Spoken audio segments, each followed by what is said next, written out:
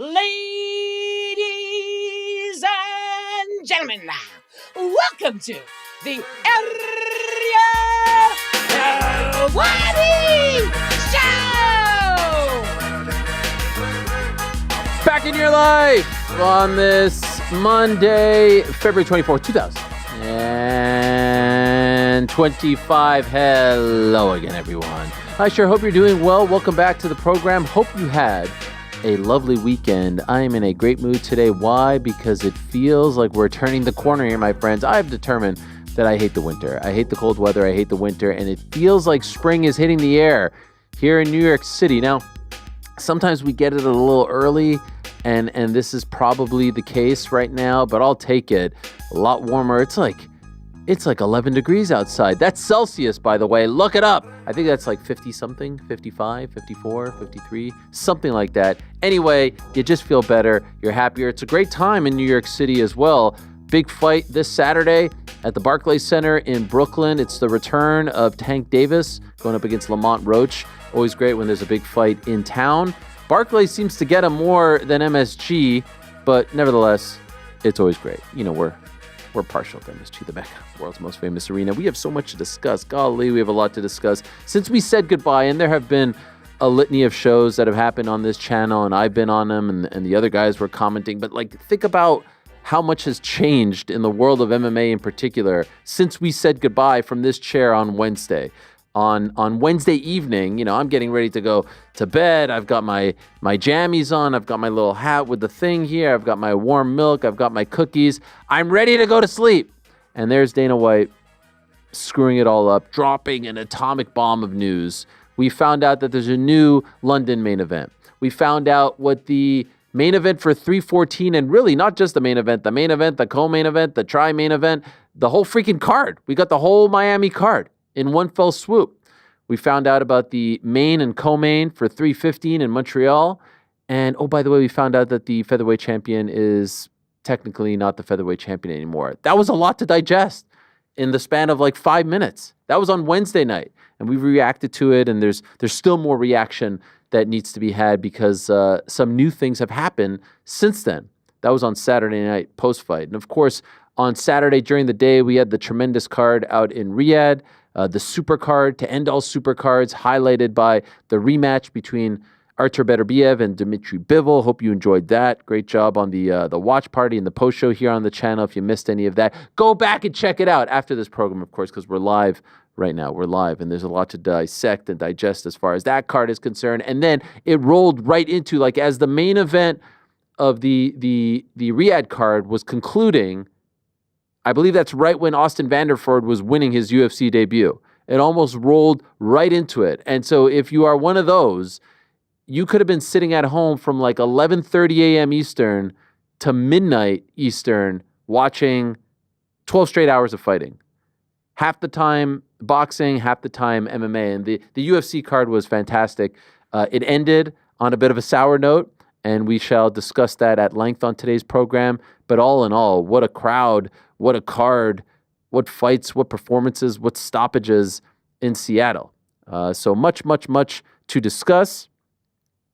And I do today's program with a heavy heart because right before I got in here, just a couple hours ago, I saw a tweet from the great Alan Hahn of ESPN and MSG noting that, to me, one of the voices of New York sports, and I know this may not resonate with our global audience, but when I was a kid and my family got DirecTV in 1997, the first thing I turned on was MSG, and that's the network, the MSG network. It was the home of the New York Knicks, and I couldn't watch New York Knicks games unless they were on NBC or TNT, and we didn't even get TNT. We had to get it simulcast on TSN. I won't bore you with the details, but it was very hard to watch. We're all very spoiled now as sports fans. And so the reason I wanted to watch MSG was because that's where the Knicks played. And for me, MSG was Marv Albert, it was John Andres, Johnny Hoops, and Al Trautwig.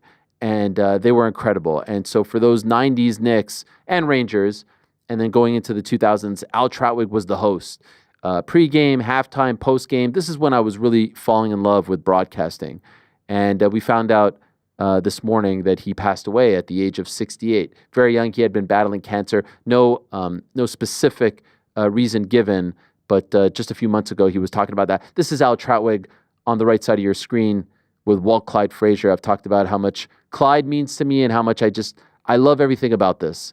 This is probably late 80s, maybe early 90s, but I'm going to guess late 80s just based on the NY on that gentleman's shirt. And that looks like Rod Strickland. And if that is in fact Rod Strickland, that's late 80s. But this to me is my childhood. There it is. On air, Jordan tells me 1989. Who's better than me at this? Anyway, Al Trautwig, an absolute giant. And there's Johnny Hoops, John Andres, who unfortunately also passed away just a couple of years ago. Just brilliant broadcasters, people I looked up to, people I tried to emulate, brilliant hosts and voices and presences and just everything about them. And so I do today's program with a heavy heart and wish the best to the family of Al Trautwig. By the way, if you're a fan of the film Cool Runnings, he's in that movie as well. There's that great scene that always gives me chills.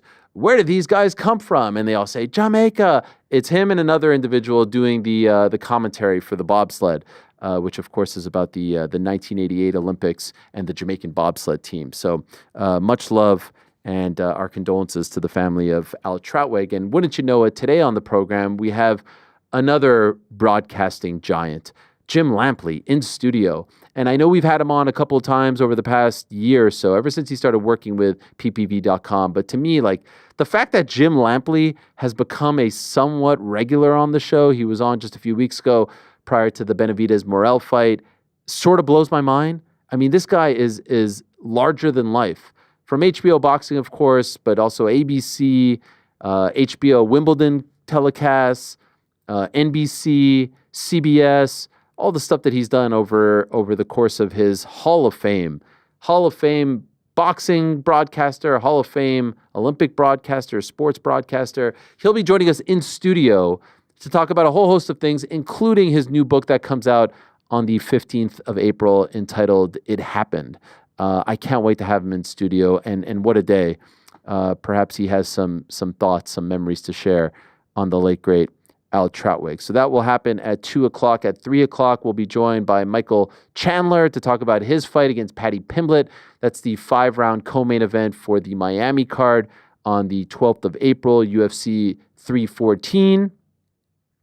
At 3:35, we're going to be joined by Austin Vanderford, who won his UFC debut, a fight that he took on essentially a few days' notice. I mean, he got the initial call on Saturday, then really found out that it was a go on Tuesday evening, and there was some controversy in the aftermath. So he's no longer Mr. Van Zandt. He's Mr. UFC. He's Austin Vanderford, and we're delighted for him and looking forward to having him on. And Diego Lopes will join us to talk about headlining UFC 314 in Miami against Alex Volkanovski for the vacant title. By now, you know, Ilia Topuria, no longer the featherweight champion. He has vacated the title, and now it's going to be Volk versus Lopes for the vacant title on April the 12th, UFC 314, the Kasaya Center in Miami. So that's the 4-pack right there of guests.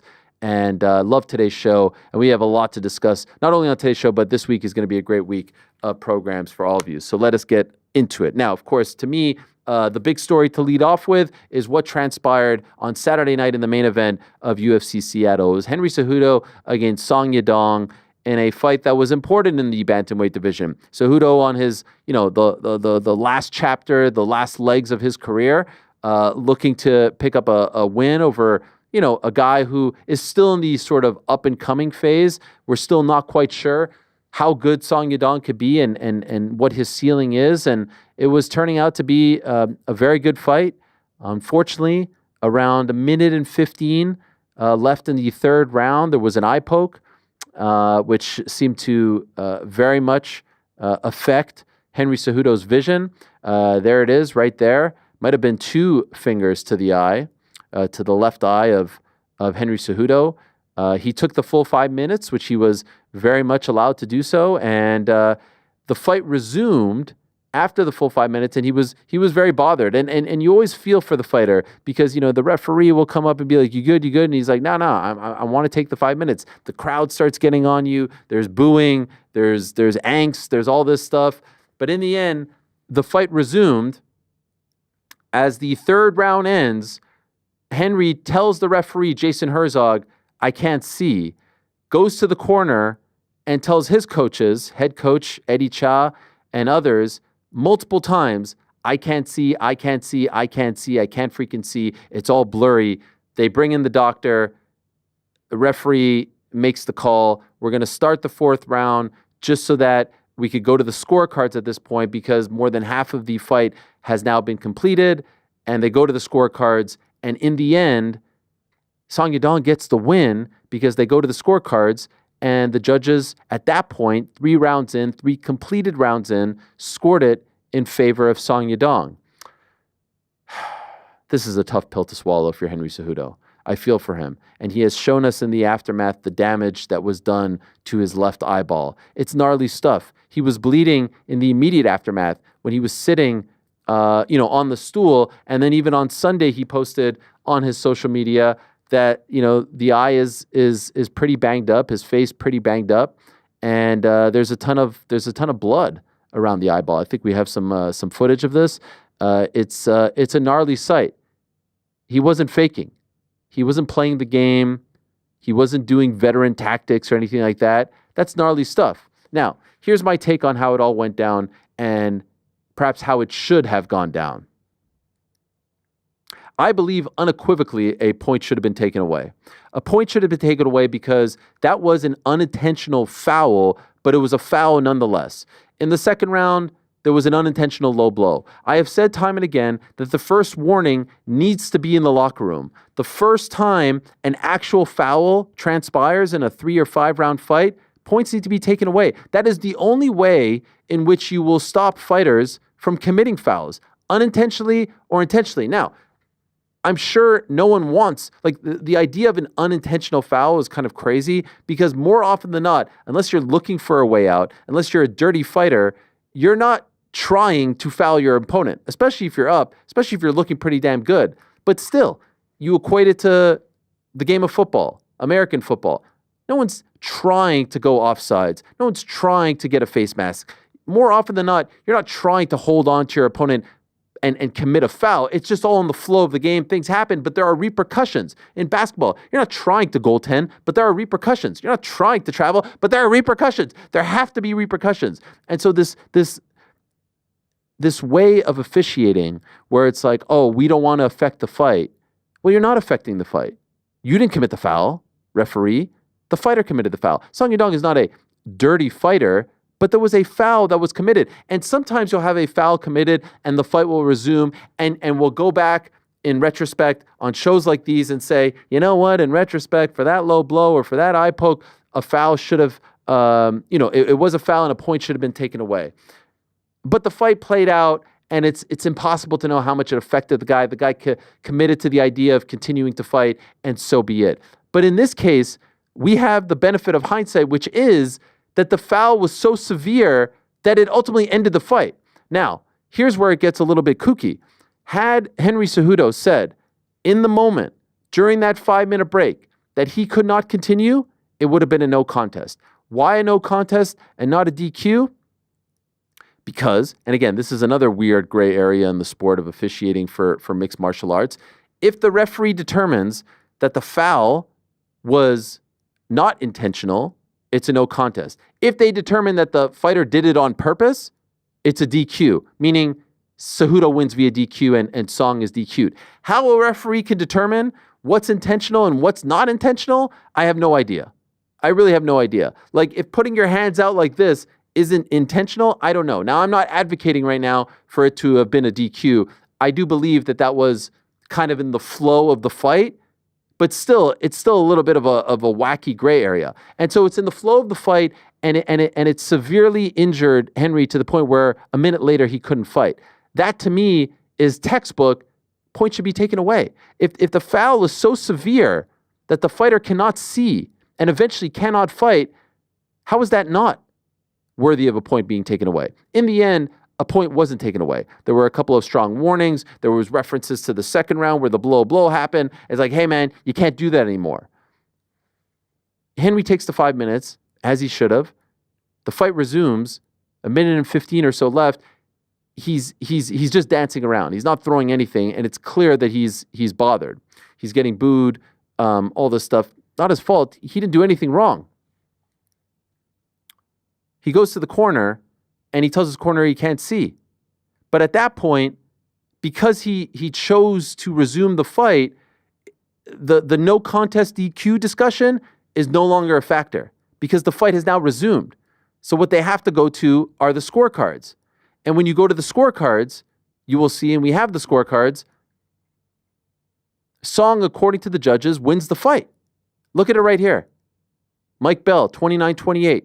Derek Cleary, 29-28. And Sal D'Amato, 30-27. Here's the rub. If Jason Herzog takes the point away, now all of a sudden, it ain't 29-28 for Mike Bell, it's 28-28. It ain't 29-28 for Derek Cleary, it's 28-28. And for Sal D'Amato, it's 29-27. But that's a majority draw. And so in my opinion, at best, this fight is a draw. At worst, it should have been a no contest. If Henry would have said, I can't fight and doesn't try. He was penalized for trying to fight through. And then afterwards, he's being called out for looking for a way out. We've looked at enough Dana White post-fight press conference footage to know when he's upset with someone, when he's not, when he wants to defend someone, when he doesn't. He was pissed with Henry. He was very pissed. He still hasn't forgotten about the time that Henry vacated the title back in 2020. They're still holding that grudge. Trust me. I know. Trust me on this. And so he could have came out and said, like, look, man, the guy got poked. What is he supposed to do? No, they're treating that as a win for Song Yadong. And Henry's going to get penalized for it. There's no doubt about it. And when I say penalized, it's like he doesn't get to advance with the thought process being it's a win. Why is that? If he would have said, no, I can't fight anymore, it's a no contest, and they either run it back or they don't. In the past, they haven't. Bilal and Leon, they ran it back down the line. In this case, he actually tried to fight through. He screws himself over with the fight going the full 3. They go to the scorecards, no point taken away. He loses. How is that fair? It's not fair. It's not fair. And we have to keep adapting, we have to keep evolving, we have to keep modifying. But he got screwed. It should have been a draw or a no contest. No winner. It was unintentional. The one thing I will say in the aftermath of the fight getting resumed, those last 115, if you go back to the footage, and credit to Michael Bisping for pointing this out, Song continues to fight like this. He's continuing to fight like this. You can't keep doing that. Now, what about the irony that this is just the second fight night where the real gloves, the old new gloves, you get the point, those gloves are brought back for the entire card. Now, does that make a difference? No, but what we were told ultimately, and I say no, like who the hell knows is the right thing to say. But we were told when they introduced these new gloves back in April of last year that this would help stop eye pokes. They were working on it. They did the science. They did this, did that. But then what happened? There weren't a lot of stoppages. And everyone convinced themselves with a pretty small sample size. Remember, they got rid of it. They introduced it in June. They got rid of it in November. The sample size was 5 months. Not enough stoppages. We're going back. Eye pokes be damned. Here we are, second week, where the old gloves are brought in for fight nights. Because remember, they were initially just brought in for pay-per-views. The fight nights used them up until last week's card, like 2 weeks ago, 2 Saturdays ago. Second one, main event ends in an eye poke? How do they not figure this out? At this point, just find there's enough good gloves out there. There's enough data. There's enough science.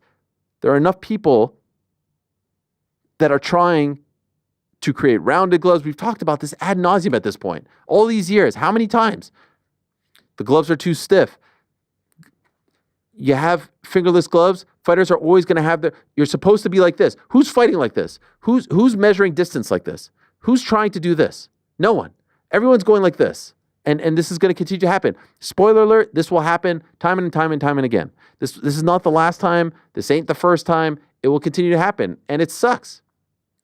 And so the only criticism that I will throw ultimately towards Song is that after that happened, you can't keep fighting like this. If anything, that should have been another warning after the point deduction, in my opinion. And so I feel for Henry in this regard. And I feel for him because it won't be treated as a quote unquote win. And I don't know how much business they want to keep doing with him. I don't think they're the biggest fans. Just my 2 cents. You look at the body language. You look at the way he speaks about him in the aftermath. You look at the body language when he gave up the belt. You know the history of how they feel about people giving up the belt, especially on that show in May of 2020, the first show back with the eyes of the sporting world on the UFC. Didn't love it.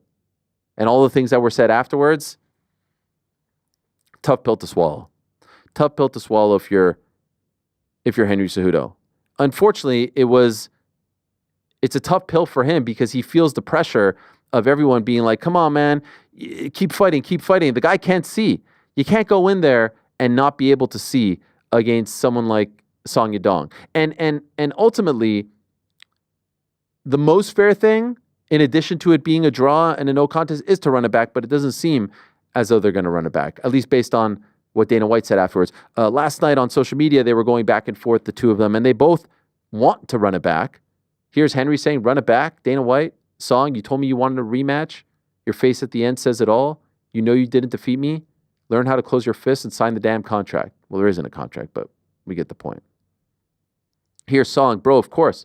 I'm more than happy to have a rematch with you. The first 3 rounds were just my warm-up. My plan was to turn it up in the 4th round and KO you. You know that. Tell the UFC to set it up. I'm ready to sign the contract. That's a more accurate assessment of where we're at. There are no contracts. Now, I thought it was really interesting. There was a tweet here from one Jim Miller who weighed in on the glove situation, and he would know. He's been around the block for quite some time. I thought his 2 cents on it said it all. If you don't want to listen to me, listen to him. It's not the gloves, it's the culture, he writes. The shameless win at all costs mentality amongst fighters and the, quote, eye pokes are an accident and not a foul mentality most people seem to have. The good news is that we can change the culture. Penalize the foul immediately during the pause in action after confirming a strike or post was thrown with outstretched fingers. I believe not only a point deduction, but also a purse deduction would have a rapid effect on how many pokes we see. I think that's a little bit extreme, but God bless Jim, do your thing.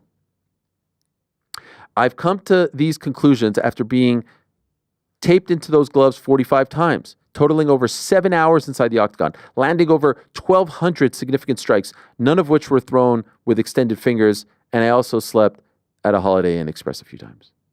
Now, we've talked about, if you miss weight, you lose a point, or if you miss weight, it should be 50%, this and that. To me, the easiest thing, and the purse thing is extreme.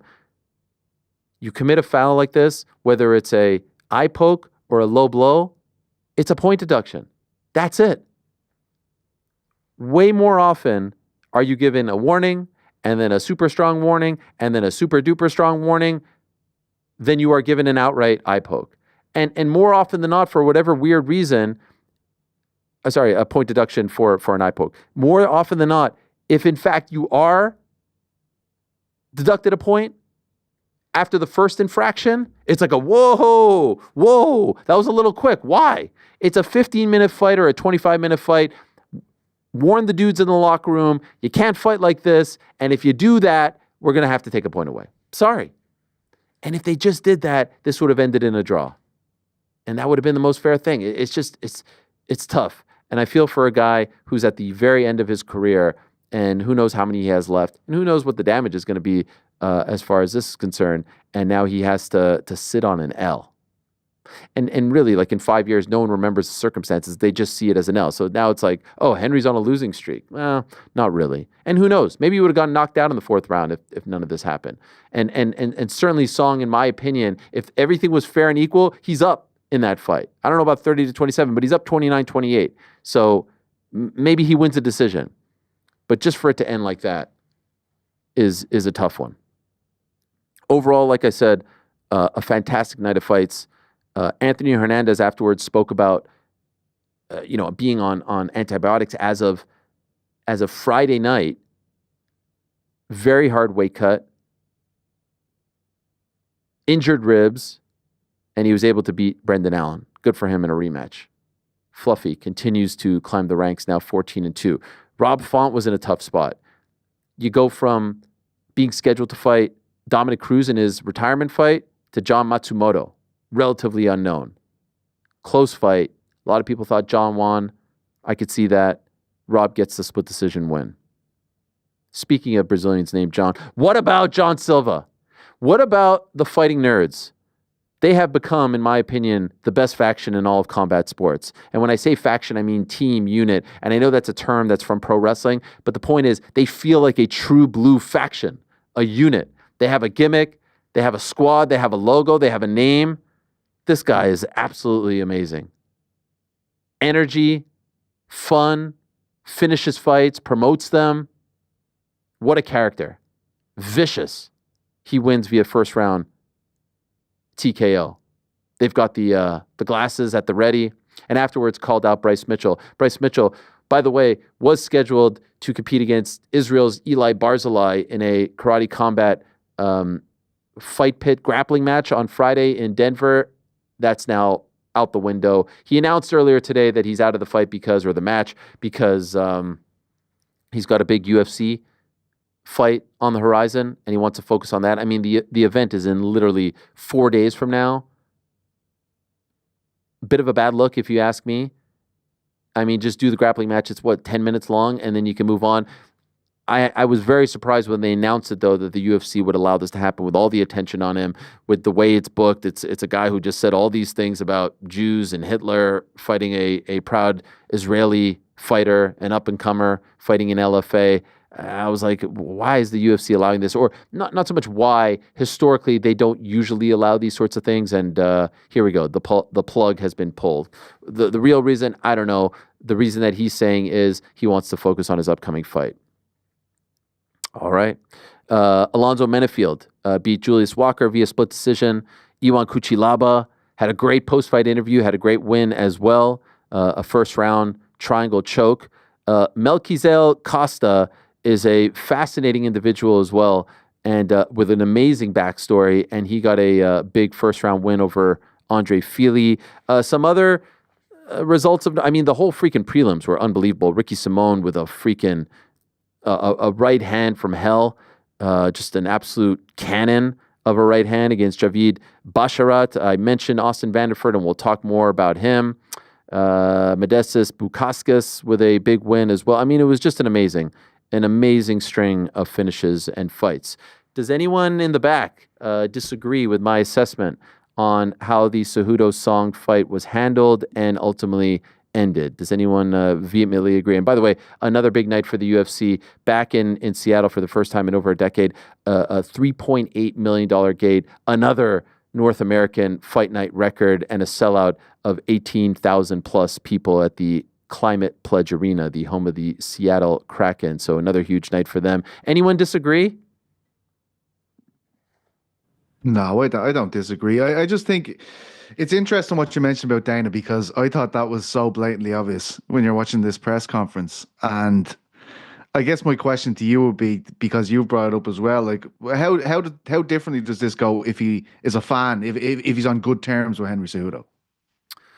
Yeah, no, it's 100%. I mean, he doesn't forget. Same with George St. Pierre back in the day. Ultimately, as I said to someone on Twitter earlier today, X. Come on, mate. The UFC doesn't make these calls. We know this, but we also know that the sport is so young and new and evolving and getting bigger that people think it's the UFC who makes these calls. The UFC, when they're in North America, they are not the commission. Now, sometimes overseas they are the commission, but in North America, they are not the commission. This is the Washington State Athletic Commission. So Herzog is getting paid by Washington State. The doctors are getting paid by Washington State. The judges are getting paid by Washington State. Everyone is Washington State. So the UFC had nothing to do with this. You cannot blame them for any of this. But ultimately, and Jason Herzog, in my opinion, top 2, top 3 best refs in the world. You never hear about him in any controversy. And I don't even call this a controversy per se. I just, this is just my 2 cents on how it should have been handled. But you don't hear about him, stopping fights early, stopping fights late. It's a thankless job. We're not sitting here talking about him if everything goes swimmingly. I think he is one of the top 2 or 3 most consistent and best referees in the entire sport, period. And is quickly becoming one of the greatest referees of all time, if we're being 100% honest. Like, he is that damn consistent and good. in this case, I just don't know how you don't take the point away. That's what I'm saying. I'm in 100% agreement with you. You got to take the point there, and if you take the point, it affects the outcome of the fight. Then we're talking about something totally different. It's not a win for Song Yadong. It's not a loss for Henry Cejudo. It's a draw. At that point, it's almost the same as it being a no contest. It's sort of like, it happened, but it never really happened, and it feels like you'd have to run it back. I don't know when you start taking the points, how you police this if you're never going to take any points, seeming ever in any of these big fights. Fence grabs, low blows, eye pokes. It feels like there's never a point taken. Yeah, it's frustrating because we've seen this so many damn times, and I can think of more instances where it's just a warning or a super hard warning or a super stern warning, and it's just so rare. It's almost like we're now programmed to be like, oh, snap, they took a point away. The points being taken away are so much more foreign and few and far between than the warnings, and I think it should be the opposite. I really do. That's a little, I think it's extreme. I can understand why a fighter would say that. Like, hey, I've never done it. Why should I have to deal with this? But, it goes back like the Imavov Izzy thing. And the culture is just fight through it. Like, we want to see the result. And then you have moments like Pereira knocking out Jamal Hill, and it's like, look at this G. The guy got nailed in the balls, and he kept going, and then he knocked the guy out. But think about 3-4 months dedicated to all of this. Win bonus, show bonus, all this stuff. You get poked in the eye where like half your finger is in the socket. How could you be expected to continue? And at the very least, how could there not be any sort of punishment for that? Exactly. And then you mentioned it. You feel this pressure. The crowd kind of starts booing Henry when he's taking the full 5 minutes that he's allowed to have. And then when the fight ends up getting stopped because he can't see, everyone saying that he quit on a stool. Olympian, double champion, guy who's fought more times than he can count in his life is being told that he quit on the stool, which is just is insane to me. It feels like he's kind of getting screwed over here a little bit. Yeah, I really do feel for him. I think the most fair thing to do is to run it back, but I don't get the impression that they're running it back. Yeah, it doesn't feel like Dana is looking to do that one. And by the way, it wasn't that bad of a fight. I didn't think so. I was interested the way he broke that down. Dana said that afterwards. So he goes from saying Song look good when he was asked about the fight, and then at the end it's like someone asked, "Are you going to run it back?" And he's like, "Who wants to see that again?" So like, how do you look good in a fight that's terrible? Who wants to see that again? As if it was just this like complete snoozer. Yeah, it wasn't crazy. It really wasn't. Yeah. It was a fine main event. It was between two of the best fighters at 135. I don't know. And if that point was taken, it would have been so much more interesting as well. If they were talking about that during the 5 minutes. I actually thought, not that he was gaming the system as such. I thought he was just trying to maximize the break and come back in at the end of the 5 minutes. I wasn't fully understanding what was happening, and I saw Herzog go over, and I'm like, oh, he's just gonna stand back up here towards the end of the clock. Incredibly confusing situation. What I would say to you guys is like, the point you're making about the point being taken, are we asking that it get introduced to a protocol of sorts? Because I know that referees are watching this and they don't exactly have a protocol with that. Like, it's very much feeling your way around the situation, right? Like, would you like to see it introduced, lads, where it's like, right, the first foul is free, but then the next one, you're getting a point taken, or is the protocol point taken immediately? Point taken immediately. If you get poked in the eye to where like you're having to take the time and like you can't see after that, it feels like a point should be taken. If you grab the fence and you stop a takedown from happening because you're hanging onto the fence, a point should be taken. If you get kicked in the nuts and like it takes you 3-4 minutes to recover, a point should be taken. Yeah. And no fighter deserves to be like pressured into resuming. Like they were talking about, oh, what a veteran move. Like, nah, man, the guy's allowed 5 minutes. Give him his 5 fucking minutes. Because then Cejudo is fighting at a disadvantage. Like, 100%. You wouldn't be allotted the 5 minutes. And Cejudo went all the way up until the 5 minutes. It was like 4:50. I was actually watching the fight and I didn't have the sound on. It was on mute. And he's just like sitting there. And I was like, I guess he's about to stand up and start doing it. He waited till like 4:50, 4:53 till he stood up and he's like, all right, I'm good to go now. Let's resume. And I think it was because he was just trying his hardest to be able to see out of the eye. And then you watch the last minute of that round and he clearly, he said it on the stool. He's like, dude, I can't Yeah, I can't. and that's actually the part that I feel the most about for him, because how many times have we been in a situation where a fight just gets going and there's a poke or something, and then the fight gets called off, and you're like, come on, man, really? Yeah. This dude actually tried to fight through it. Yeah. And then they were hypothesizing, and he hasn't spoken to the media. I know he does a podcast as well, so perhaps he'll weigh in on it. But like, so you're saying like the guy fought through and then looked for a way out. He was trying to game the system, or maybe he didn't understand the rules. Allegations are. We are talking about like There were 2 rounds left. One of the ultimate competitors we've seen in this sport. Olympian, double champ, dude has had fight after fight after fight. Like, he is not looking to quit on the stool. No. He's not looking for a way out. But he kept saying it over and over again, and he said it to the ref. You're like, oh, this is over. You can't say it that many times and not expect it to be over. So of course, yeah. Let's see what happens. I think a point should have been taken away. I think it should have ended in a draw as a result of them going to the scorecards, or at the very least, we have to be in a situation where at that point it's a no contest. And this whole Meshu gossip, if it's intentional, it's a no contest. Excuse me, if it's intentional, it's a DQ. If it's unintentional, it's a no contest. How the hell do they know? How could they tell? And when do they ever call it a DQ? Like, who actually runs up there like a freaking field goal kicker and kicks someone looking for a way out? Oh, that was intentional. It's a DQ. It never happens. It never freaking happens. Come on, man. We're evolving. So let's see. I wanted to weigh in on something that was said in the post-fight press conference. We're talking about the post-fight press conference, and Dana White was talking about Ilia Topuria, and someone asked him, a reporter asked him. I apologize if the name doesn't come to me, but it was one of the reporters there, and overall great questions asked. Ask him about, is it sort of, obvious that it's going to be Topuria versus Islam now that Topuria has vacated the title? And he said, no, not really. There are other options. And if that was a done deal, we would have announced it. All right, fine.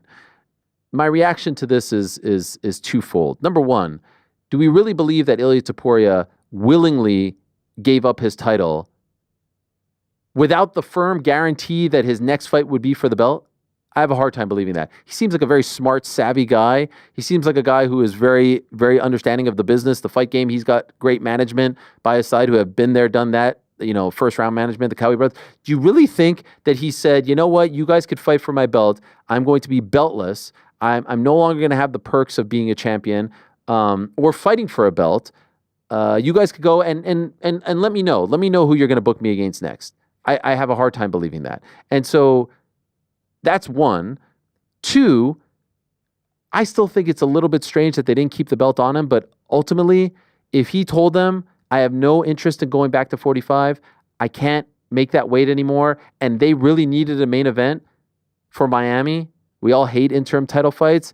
If it's the combo of the two, then okay, what's the point? And credit to him for not, sticking to his guns or holding up the division, because we all know it's easier to market a fight when it's champion versus champion. But Topuria is getting so famous at this point, you don't really need it. If it's a super fight against Islam, and to me that is a super fight, then who the hell cares? And by the way, just based on him walking around with the BMF title prior to the Max Holloway fight, something tells me he's going to show up with a featherweight title whenever they do in fact fight. The one thing that hasn't been discussed, and I'm curious to hear how you guys think they're going to navigate this situation.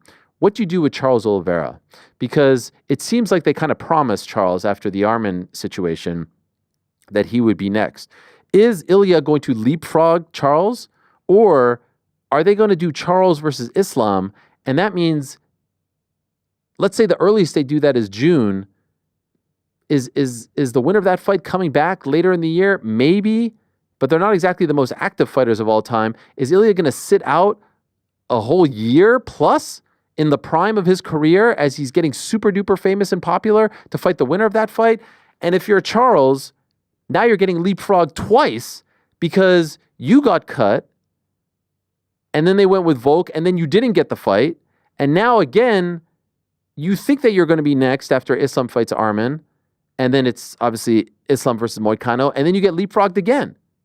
Charles seems to be one of those guys that they really like, that they've always done right by. He's always done right by them.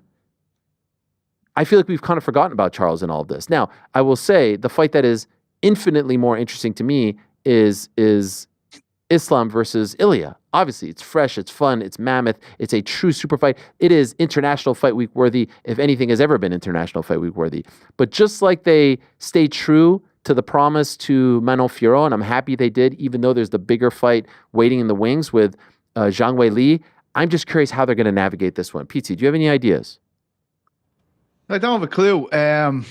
I mean, is that part of what Dana was saying, though? Is it like the political mess that he's in terms of keeping everyone happy? Like, that makes sense. Look, unfortunately, today we have to factor in looking at things through the prism of, does Dana White like this guy? So my question to you would be, does he like Ilya as much as he likes Charles? Like, you said last week when this was announced on the Lad Show, you were kind of saying like, they like this guy. They know he has the potential to be a superstar. If you know this guy has the potential to be a superstar, are you worried that, the thing that we talk about so many times about creating double champions, making these guys, putting them on such a pedestal, are they worried that, they're eliminating Islam if they allow Ilya into that situation, or are they eliminating Ilya to put him against Islam? Is the safer bet here putting on the Charles fight and finding a way to put Ilya in a captivating fight with a Poirier or something to keep both superstars alive? Can I say something that is a little bit provocative, but I do believe it is the case? Please say it. This is just my 2 cents. No one has actually told me this. Oh, I believe that the UFC would prefer to live in a world where Bilal Muhammad isn't their welterweight champion. Why do I believe this? Because they tried to do everything in their power not to give him a title fight, right? And ultimately, it's a title fight in Manchester in the middle of the night, and he wins in fair play. I believe they would prefer if either Jack Della wins or if Islam goes up to fight Bilal at 170. And then everyone's happy. Islam gets his second title fight, which he's been asking for. But remember, Islam won't fight Bilal. Bilal won't fight Islam. That's why I say the JDM fight. You're able to satisfy that need. He's been asking for this. And then you could do Charles versus Ilya. And now everyone wins. You don't break a promise to Charles. Ilya gets his title fight upon leaving the 145-pound division. Islam gets his 170-pound title fight. He gets to be a two-weight world champion, and everyone wins. The problem here is Islam says he won't fight Bilal. Bilal says he won't fight Islam. And so what's the solution to that? JDM wins the belt, and then you could do Islam versus JDM, and then you could do Charles versus Ilya. If that doesn't transpire, I am very curious to see how they navigate this one, and I do believe that is what Dana was referring to there. I really do believe that, because otherwise it's pretty clean. Why didn't you announce that part? Well, beyond that, there's also Armin, who just had the title shot, then loses it because of the injury. And I think Armin is resigned to the fact that he's going to have to win another. Of course, he's got to win another. But do they do the rematch against Charles? He's got to win over Charles by split decision. Charles also has a loss to Islam. So do you just put Taporia in there and then you do a number one contender again with Armin and Charles? But it feels like they kind of told Charles that he was next. Oh man, I guess Ilya moving up wasn't in the plans when they said that. Isn't it crazy that we're having this conversation on the week after that wild Riyadh card, right? When, everyone's made this kind of site and thing where it's like Dana back in the day, we're going to put on these big fights. There's too much politics and boxing. Yeah. Meanwhile, all this stuff is happening, and we are now we may have gotten ahead of ourselves when we hear this Ilya Taporia news. I think the point you made about him not wanting to vacate a title if he wasn't guaranteed a shot makes a lot of sense. But here we are with a political mess, essentially holding back one of the fights that everybody wants to see, while we are also hanging in the balance waiting for news about Tom Aspinall and John Jones. Yep. The other fight everybody wants to see. It's pretty crazy, lads. No, it is. And they have to be careful as they navigate these situations, because I do believe that they don't want to recreate the Conor McGregor, of course, madness, right? They gave him a lot of power, and look what it transpired into. And Ilya is the closest thing that we've seen to Conor. And I'm not saying he's a knockoff. He isn't. But he is a megastar who has the potential to be a super duper megastar, who breaks barriers and transcends through the MMA world into the sports world, into the regular world, right? And so I do believe that they are the UFC is constantly, with as hot as they are, the number one asset is the UFC. are those three letters. No one is bigger than the UFC. No one will ever be bigger than the UFC. And so they have to make sure that they play their cards right on this one. And I'm really curious to see how they're going to navigate through this. They needed a main event for April, clearly. And so they made that featherweight title fight. And now you're left with a guy in Ilia Topuria who hasn't, which, by the way, am I wrong on this one? Am I wrong on this one, guys? Has Ilia Topuria said anything about this? Have you seen a tweet? I saw an Instagram? About He what? posted like Elliot? a not like us thing, and it's like Yes. him like sitting on a throne, but like nothing. Nothing direct. really explaining the thought process. Like the weight stuff, this has all come from like media people, right? Yeah, I saw. Which I think is interesting. I saw a response. I believe just him saying that he wouldn't fight Armin through a media source, but no, Because nothing of the, explaining the because of the situation. Georgia connection. Yeah, I think he Yeah. asked like, would he take that fight, and he said no. And supposedly this says a team member told a Russian news agency TASS that Ilya wants a championship fight. He will not fight for the status of a contender with Sarukian or anyone else. 100%. And he deserves it. Yeah. Has anyone ever vacated a title to fight a number one contender fight? And a guy the star of Ilia Topuria. Yeah. Undefeated. Like when Anderson fought James Irvin, Anderson fought Forrest Griffin, and it's a silly exercise to do like, like the precedent is this, because there is no precedent. Everything is willy-nilly. But he kept the belt when he did that. When he moved up to 185, he kept the belt. The plan was for Conor to keep the belt. He just wasn't defending the two belts enough, and they had to kind of move on with things. But to the best of my knowledge, unless I'm forgetting someone, and please call me out if I am, I don't recall anyone vacating the title to fight a number one contender fight in a higher or lower weight class. TJ Dillashaw, DJ, that was never discussed. TJ Dillashaw against Henry, that was never discussed. Yeah, because DC, I mean, when he had the heavyweight and light heavyweight, like it doesn't happen. it hasn't happened, and it makes sense why it hasn't happened, because they want the allure of champion versus champion. So this is a very unique circumstance. This is a very unique circumstance that they did not let him hold it while taking the opportunity. Also, just the murkiness around, is it guaranteed? You know, like, is it 100% next? It hangs over this. You were talking about, like, you know, what's ultimately going to shake out. It's the same thing that always shakes out. The UFC is focused on the problems that they can solve today, and they will deal with the consequences later. They needed a featherweight title fight. They needed a featherweight title fight in Miami. Now they've got one, and now Yes. they will deal with the consequences. They are slaves to their own calendar, and once they clear off that one, then they can start thinking about the next one. So they're just going to have to deal with the fallout of this, but I don't imagine that they were more concerned about that than the consequences of not having Miami announced and with a main event and now a championship's on the line. And Also, so we'll see. like, Next man up. To your point about like Ilya not being willing to move up without like, I'm going to get a title shot. A conversation had to be had when he was like, yep, I'll vacate the belt and I'm going to move up to 155. Yeah. I'm done at featherweight. Like a conversation had to have been had, and I can't imagine he was like, I'm willing to take whatever fight you give me. Number one contender sounds good. Can you like imagine? it had to have been like, yep, I'll vacate agree this. with you. I need the title shot. No, there's no chance. It put up like a little bit of an alarm in my brain when they didn't announce that, or at least allude to that on Wednesday in the flurry of announcements. But then I was like, I mean, all right, maybe they don't want to announce everything in one fell swoop. There's also that June 7th card. There's no need to announce like 4 main events in one shot. Fine. But then those comments, I was like, wait a second, what is going on here? Because it's always kind of like, if you've been watching these press conferences and these media days and all this stuff long enough, there's a lot of reading between the lines. And I mean, by the way, I think you astutely, Pete C, pointed out when he said that Islam was number one pound for pound. You were like, wait a second, what's the real story here, right? Are the negotiations with John not going great? You know what I'm Reading the saying? tea leaves, isn't that what you call it, Aaron? Yeah. That sort of thing. And so I feel like something is going on here, and I'm not advocating for Charles to get screwed. I'm just that's the last thing I want. I always think that if promises are made, dare I say, promises should be kept. Pardon the pun. The point is, I don't like when they take shots away from guys, especially a legend like Charles. He has deserved it. Am I as interested in that fight as I am Ilya versus Islam? No.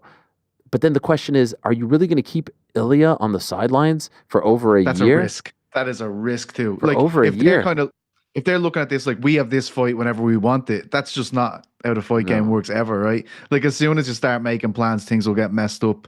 And by the way, Aljo got a lot of heat. Aljo got a lot of heat for not fighting Marab. If Bilal beats JDM, say you got to fight the 170-pound champion. Sorry, just like you said to Aljo, right? The same thing was said to Aljo, and then you could do Charles Brasilia. I don't know. It's all crazy. Are you saying they've essentially, like, if we're trying to work out what happened here, your best guess is they've made too much promises? I don't know if it's too much, but there seems to be a big one out there that I think in the immediate aftermath of all of this, and we maybe sort of forgot about, like, what do you do with Charles?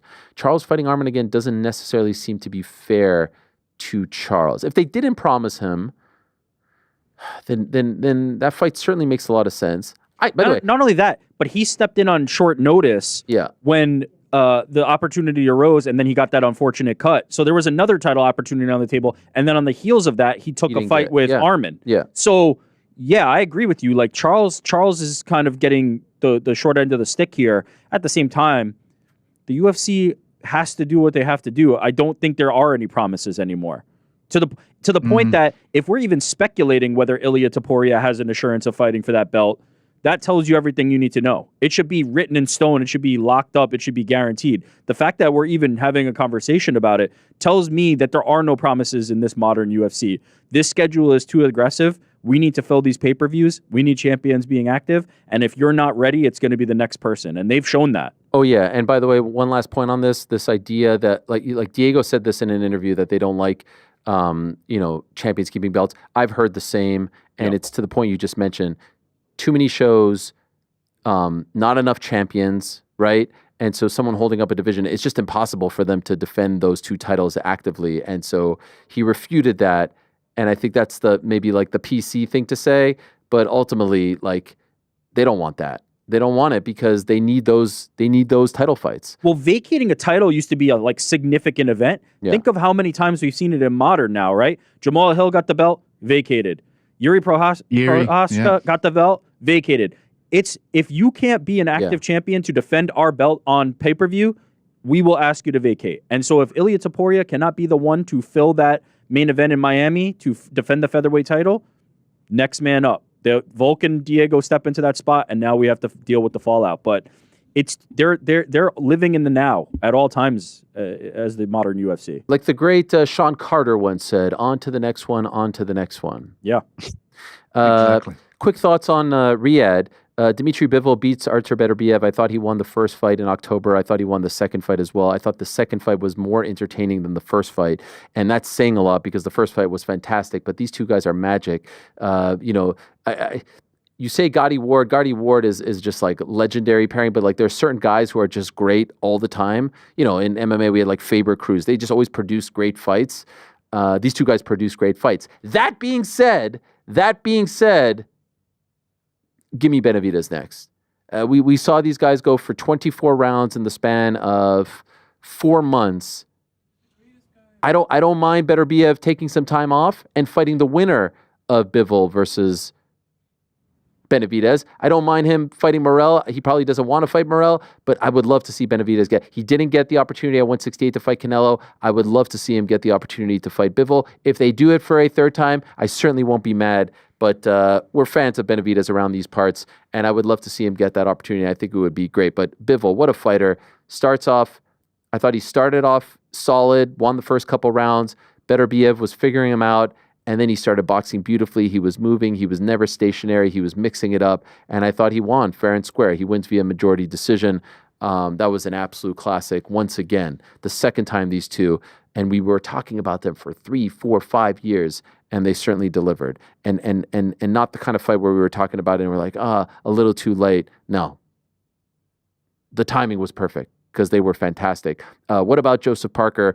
Our guy, the Big Oos, wins via second round KO in a bizarre fight. I mean, watching Martin Bacoli on social media just go from leg to leg of his flights from Congo all the way to Riyadh was unlike anything I've ever seen. He shows up at 2:30 a.m. Saturday morning local time and and what a stoppage this is right here. The delayed reaction after the shot to the top of the head from the big man who weighed in at approximately 315 pounds. He shows up at 2:30 in the morning, and the fight happened at around 1:15. So he was in Riyadh for less than 24 hours. If I can say, I was relieved when it was over, because there was a part of me, as great as the story was, as legendary of a figure he has become as a result of this, and he's developed into a cult-like fan favorite as well, and was scheduled to fight here in New York, and it sounds like that's still the plan for May 2nd. I didn't feel comfortable with the idea of him going 8, 9, 10 rounds against someone like Joseph Parker, who is in the shape of his life, who hits like a freaking truck. Hopefully no harm, no foul. He got a boatload of money and could go along his way. Now, what's interesting about this is, I said afterwards, I would love to see Joseph Parker fight Alexander Usyk. It's a fresh matchup. We've never seen it before. And everyone was like, no, it should be Dubois Usyk. And I say, why? Dubois didn't show up. Parker did the job. Parker showed up. How is it if we're going to equate this to the wild world of the UFC, this would be like Arman getting a title shot after not showing up. Why is it okay for Dubois to get the title shot and not Arman? I know it doesn't really work that way, but the point is, Parker showed up, he got the win. To me, he should be fighting Usyk, or they just run it back. But it sounds like the internet wanted it to be Dubois Usyk, and it's like, hey, you're SOL, Joseph Parker. What? The other one I threw out was Parker versus AJ2, if in fact it appears as though AJ is not going to get Fury. And then I had some people saying, well, like, wait a second, Dubois is still the IBF champ. And so what? Who cares? So have Parker with his interim WBO championship fight Usyk. Who cares? The dude showed up. Now, we have not heard a single thing from Daniel Dubois. We were told that he was sick and that he couldn't fight, and this seemed to have been going around in Riyadh, but we have yet to hear anything, no statement that I'm aware of, no interview or anything like that. So if you ask me, Parker Usyk, fresh matchup, Dubois gets the winner, or you have to run it back. But Dubois leapfrogging Parker seems a little unfair. To the Big Oos, Shakur Stevenson got a stoppage, a much needed 9th round stoppage against Josh Padley. This idea that Josh Padley is just some electrician off the street. I mean, did we forget that he fought at Wembley Stadium and won just a few weeks ago? Like, he's not the only, not weeks, but months, not the only guy who has a day job. I mean, Oban Elliott told us recently that he has a day job as well. In any event, Stevenson got the win. He gets the stoppage, much needed. I think a lot of people would have liked to see him get the stoppage earlier, but nevertheless, he did what he had to do. And will he get a fight against the likes of Gervonta Davis? Probably not. Will he get a Loma fight? I doubt it. Does he get the Keyshawn Davis fight? I don't know. I can't tell if they're friends, they're working us. Who knows? All he had to do was get a stoppage, and he got the stoppage. And so it's to me, it's hard to truly criticize him. Maybe you wanted a little more aggressiveness, but I wasn't too bothered. Carlos Adames Carlos Adames and Hamza Shearer. That was a slip, right, PT? He did in fact beat him. But he didn't actually get the nod. Ends in a split draw. This felt like a weird one. And then there's the footage after of Turkey going to Hamza Shiraz's corner and telling him he's down 2. How did you feel about this, PT? Because my read on it was, look, Turkey does whatever he wants. Turkey was on a FaceTime call with Fury and Usyk, and he told Usyk that he wanted him to lose. Turkey, before AJ versus Ngannou, said he wanted AJ to win because he had a grand plan. Like, he even posted the video that people were showing as this like smoking gun of some foul play. He posted the video of him going to Shiraz's corner saying he's down 2 points. My read on it was that he didn't look at the actual scorecards, that he was saying like, yo, man, I think you're down. You need to go for the finish, just like a corner would say it. Is it something we often see? No, but I think some people thought that he actually looked at the scorecards, and I don't even know if that's an accurate like mathematical assessment of what was actually going on. But as far as optics is concerned, how did you feel about that? Yeah, I mean, that's what we need to be worried about here. Yeah. As you said, we know this guy can do anything. That's been made abundantly clear if you've been following boxing since his entry. This guy is making things happen, and you won't hear a cross word said about him across all the other promoters in the sport who used to be at each other's neck for any reason at all. Suddenly they're all friends. We're all happy because Turkey's here doing this. The problem with that is when you see things like that, you're playing into the criticisms of people saying, look, this is out of control. This guy, it's just his playground. they need to be careful about what things look like, because this is playing into all the worries people have when it comes to the Saudis' involvement in boxing. They're afraid that they're calling all of the shots. I agree with you. I right. It's an over enthusiastic spectator. If it's not Turkey, but I don't think there's anything horribly wrong going on here, but it does look bad. And every single person that has an issue with the Saudis in boxing, and there are quite a few of them, will circle that as, do you remember when that happened? That's what they need to worry about with this. Shiraz is an ambassador for Riyadh season. That's right. And ultimately, Turkey's doing so much good things. It's just unnecessary to bring this upon yourself, is the thing. Like, he's making all these fights happen, all these events. The pacing was infinitely better. This new arena that they've now moved from the Kingdom Arena, which is a soccer stadium, is way better. It's a lot more quaint. Like, they are improving and doing big things. Every fight was great. Yeah, everything was great. Fun. They made the Bacoli situation happen. They made the Padley, Shakur Stevenson situation happen. Like, it is getting better and better. It's just unnecessary to bring this upon yourself is my main takeaway. And so you kind of wish it didn't happen, but nevertheless, it ends in a split draw, and perhaps they have to run it back. Virgil Ortiz beat Israel Madrimov in a great fight, a great performance. Brilliant. And Ortiz continues to get better, and he is, in my opinion, one of the best at super welterweight. Agi Kabayel with a tremendous win over Zhilei Zhang. And I mean, he's now in the mix. And people, by the way, are saying maybe Kabayel fights Joseph Parker, which seems really unfair. Or then I saw some people saying Kabayel should fight Dubois. And I'm like, what about Joseph Parker? Why does he get to get a leapfrog? What did this guy do wrong? All he did was show up. And by the way, let's not forget, Parker beat Zhang a year ago. Exactly, in March, he beat Zhang. Nevertheless, it's just odd man out, right? Show. Like for the that's say it again. Situation. It's just he's kind of in that weird odd man out situation now with Parker because the Dubois fight didn't happen, right? Yeah, like they're trying to figure out where to put him, and he could really go anywhere. That's the reality of the situation. And Callum Smith and Joshua Buatsi fought to an incredible 12-round decision, ultimately won by Callum Smith. I decided on Saturday morning, I'm like, let me make some picks. My first two were way off, but then I got back on track with the rest.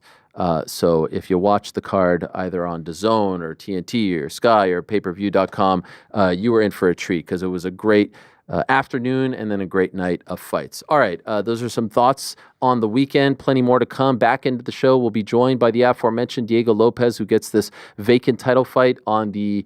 I keep screwing up the dates because it's UFC 314 on April 12th on 4/12, if you get what I'm saying. We'll talk to him about that. Prior to that, we'll be joined by Austin Vanderford. And prior to that, we shall be joined by Michael Chandler. But it is a massive, massive privilege and honor for me to say hello to our first guest in studio. He has a book coming out on April 15th. It's called It Happened, A Uniquely Lucky Life in Sports Television. The legendary Jim Lampley is here. Hello, Jim. How are you, sir? It's great to see you. Thank you so much. To see you as well. A real pleasure and an honor for me to welcome you into my home. Well, thank you. Monday afternoon. Thank you for welcoming me into your home, Leonard Duran. How about that? Yeah. You know why I picked that one? So you will appreciate some of these. Sorry. Well, that's the Montreal fight, yes. And that's the Montreal. First, huh? I'm from Montreal. Oh, okay. So I was born in 1980, but the fact that the Olympic Stadium, which I know you worked at in 1976 at the Olympics, hosted a fight of this magnitude is pretty darn cool for me. Yeah, fantastic. Well, I have great memories of the Olympics where I was a feature reporter for ABC Sports. It was my second Olympics of 1976, and I had never been to Montreal before. It was quite thrilling. And then I have another amazing memory of Montreal, which is that on the morning of Jean Pascal versus for the light heavyweight championship, when Pascal won the championship from the Connecticut southpaw fighter who was holding the title before him.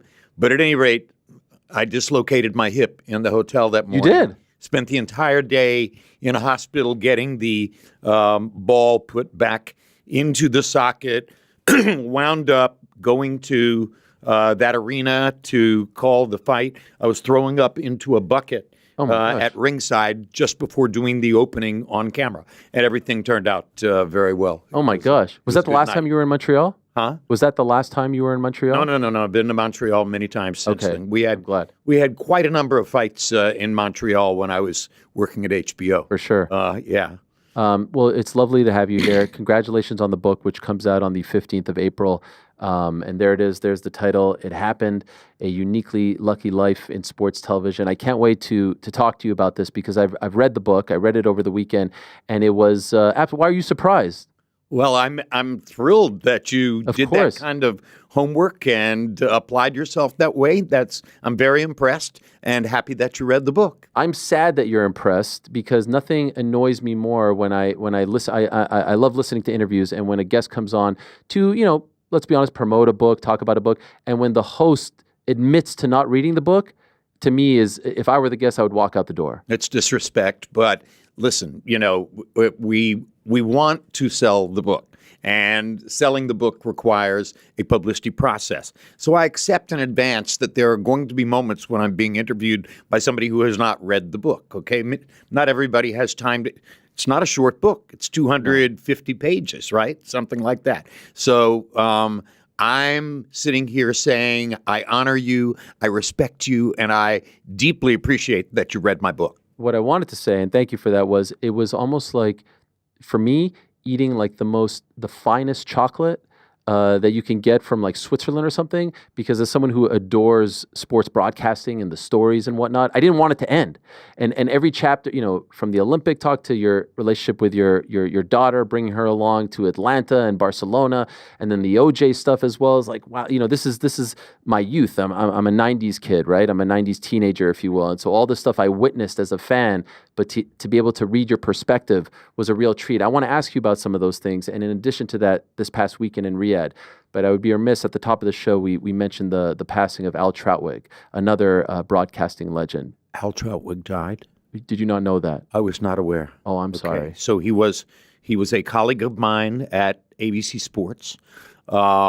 He was somebody who had a very specific background in some sports that I didn't cover at that time, like hockey. He was committed, great broadcaster. I'm very sorry to hear that he died. Okay. He went to a large number of Olympics. Yes. I don't think he went to as many as I did, but he got pretty close because he kept getting assigned at NBC after his arc at ABC. So, good guy. Sad to hear it. Didn't know. Okay, well, I'm sorry to be. I hate to be the one to tell you that. Listen, we're in the public arena here, and we're going to find out things, when they happen. And I'm pleased that you were able to bring me up to date on that because it's important to commemorate the people with whom you worked. Amen. Did you watch the fights this weekend? I did. What did you think of the main event? Tremendous.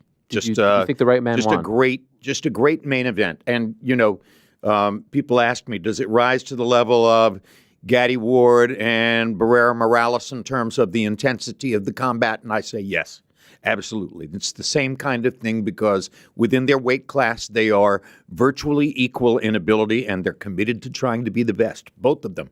So both fights have been terrific. I thought this was an even better fight than the first one. I don't think it's poetic and entirely fair that if you add up all the scores from both of those fights, they are a point or two apart? Yeah.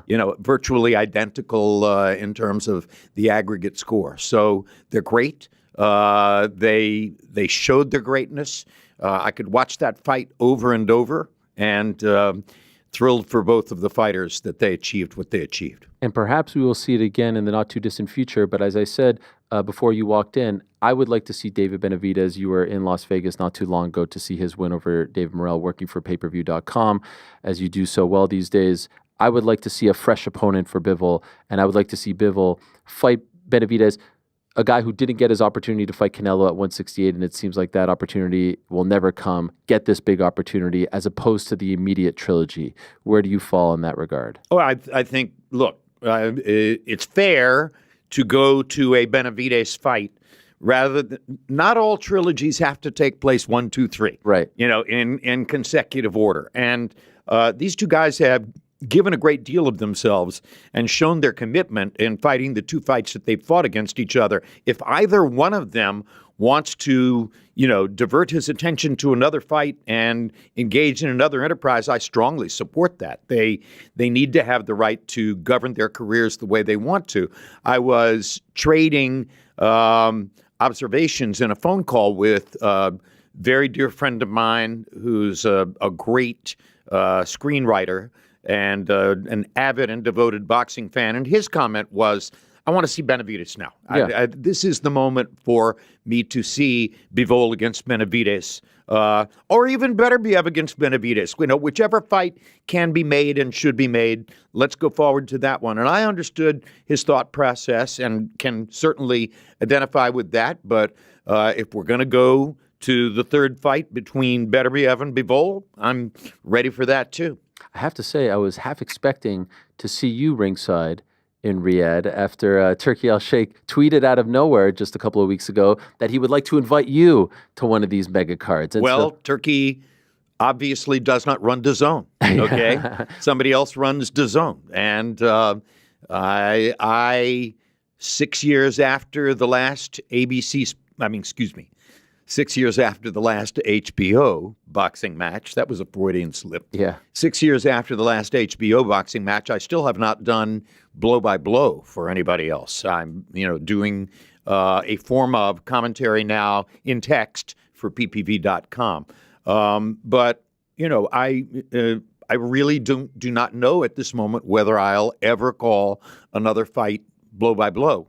Although obviously that's what I did for more than 30 years. So, I'd be some kind of odd animal if I think I'm still vibrant and alive and capable of working and said to you, oh, no, I don't want to do blow by blow. Of course I want to do blow by blow. Nobody's hired me to do it. Have you been close at any point? Have there been offers where you're like, man, ultimately I'm going to pass on this? I'd rather just say that I am waiting for the right opportunity to do blow by blow. And if it doesn't happen, it doesn't happen, and that's fine. But if it does happen, that will make me very happy, and I will commit myself to trying to be as good as I can possibly be. And who knows, maybe that will in some way equal or replicate what I did in the past, but I have to do it to find out, and I haven't done it. It's interesting because you have sort of reemerged into our lives since, uniting with PPV. You kind of disappeared on us for a few years after Yes, I HBO. did. Would you have been at peace if nothing, like if you would have really been? No, I wasn't at peace during the few years that you're talking about. I was not at peace at all being away from ringside and not having a responsibility within the boxing world. It's in my blood. And it's too much a part of me for me not to feel that way. You read my book. Yes. So you know that the very first live sports event my mother ever sat me down to make me watch on television was Sugar Ray Robinson versus Bobo Olson for the middleweight championship in 1955. You know that I washed cars and mowed lawns in Miami for months to buy what I think might have been a $100 ticket for Cassius Clay versus Sonny Liston, February 25, 1964. These things are very deep in my gestalt. So, I'd have to be some other person. I'd have to have cut out my heart or my brain not to want to be back in boxing in the way that I was most accustomed to. But ppv.com created this remarkable opportunity for me to come to ringside and deliver my opinions and my thoughts and interpretations on what I see in the fights via text in this new medium of communications. And the great part of that for me is that part of the job is to promote ppv.com by going into the media room in the days before the big fights and sitting down and doing every kind of interview appearance and podcast and radio shows and stuff like that, which puts me back face to face with all of my friends, which puts me back handshake to handshake with a lot of fighters as they come into the room and stuff like that. And it's been fantastic. It's been a form of resurrection, which has not completely replaced blow by blow in my heart, but has certainly given me a great thrill and a lot of positive psychic reinforcement to come back.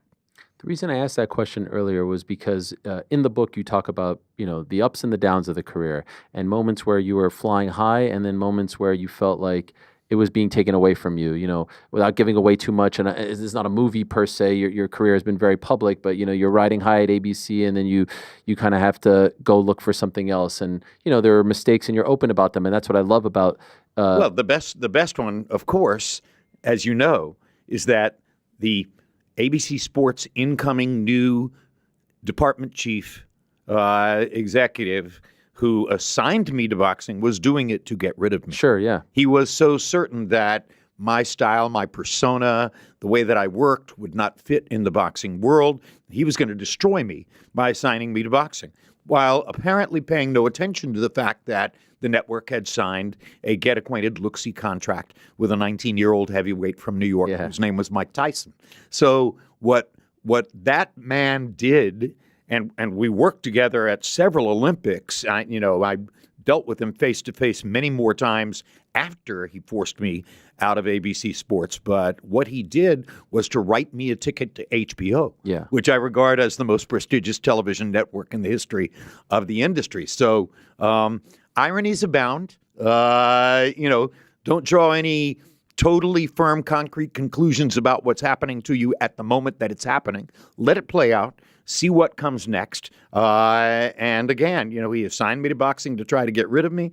I went to New York to call a Mike Tyson fight, to upstate New York to call a Mike Tyson fight against Jesse Ferguson. I heard those quotes. I saw the knockout power, and I thought, oh my gosh, look at what I've stumbled into here. And that became the long second half, or more than second half, of my career. You said earlier that you weren't at peace, and I appreciate that candor.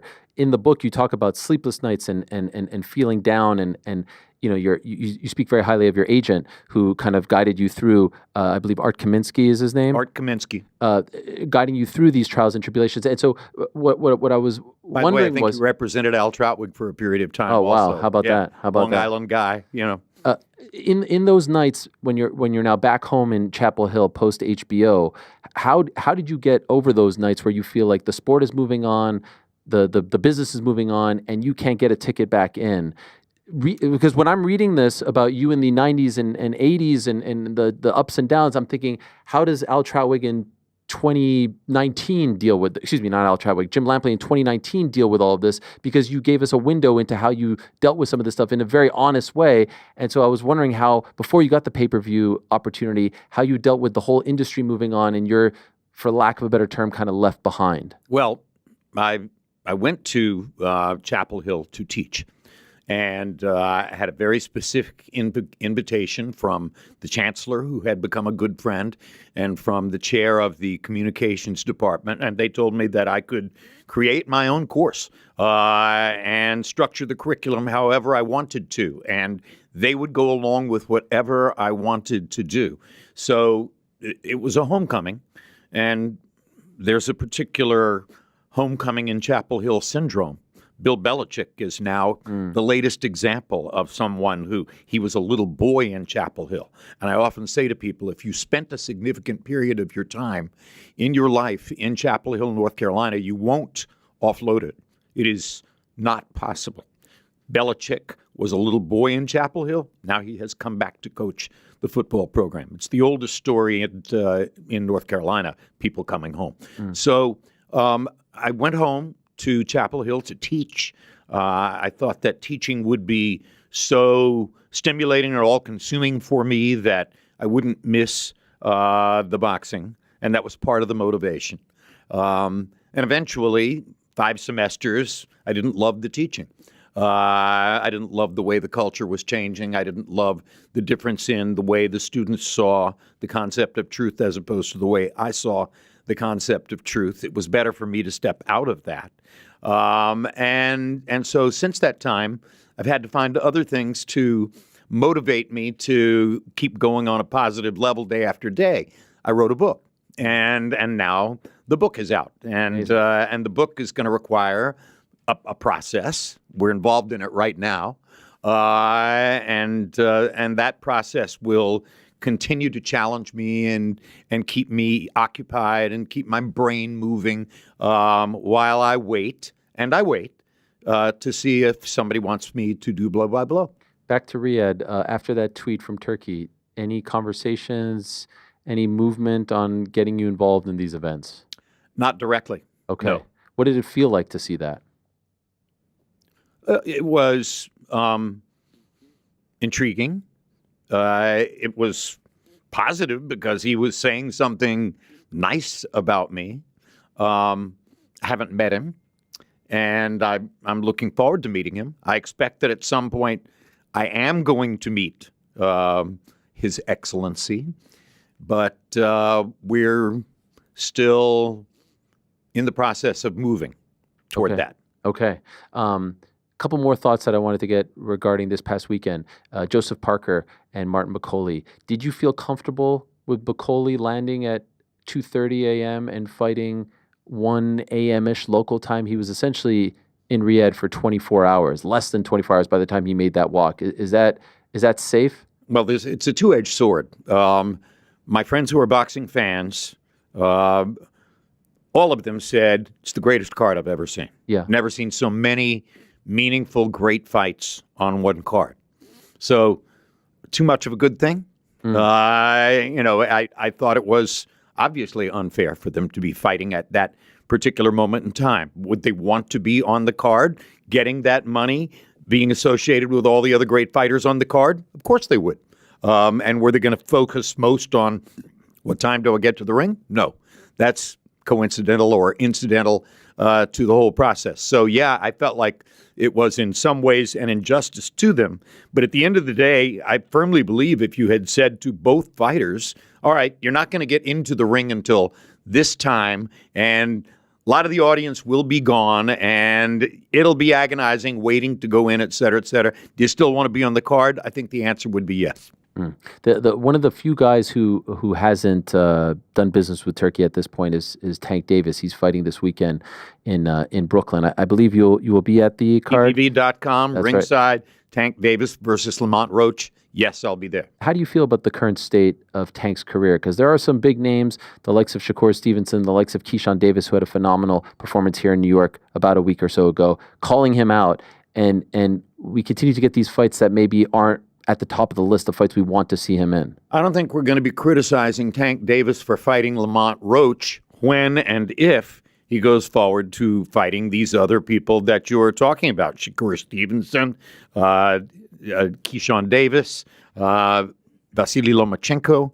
There are so many possibilities at that weight that no, Lamont Roach is not the most exciting opponent he could have chosen. But fighters do that all the time. You know, this is a part of the process. You take some fights for the money and the activity, and you take some fights for the prestige, and not all of them are going to be fights in which there's a real possibility of you losing, and I don't think there's a real possibility of Tank Davis losing to Lamont Roach. Right. I think it might be a good fight because Roach is the right style as a boxer, but Tank Davis is a phenomenon, and in a lot of ways, a scary phenomenon because he doesn't just knock his opponents out, he annihilates them. And these are execution-style knockouts. And, Frank Martin was a good example. And I said that night in the PPV.com chat, upping the ante a little bit, I said, I don't know if I've seen anybody hit that hard at this weight or near that weight since the days of Roberto Duran. Wow. And one of the writers, whom I respect, said, Jim, you can't say that. He hasn't fought anybody yet. Well, I hear that. And I want him to fight the people that we're talking about. Yeah. But I still think it's possible that I haven't seen anybody punch that hard at that weight since Roberto Duran. How did you feel about the whole Canelo Alvarez, Jake Paul, and then ultimately siding with Riyadh, taking the William Skull fight?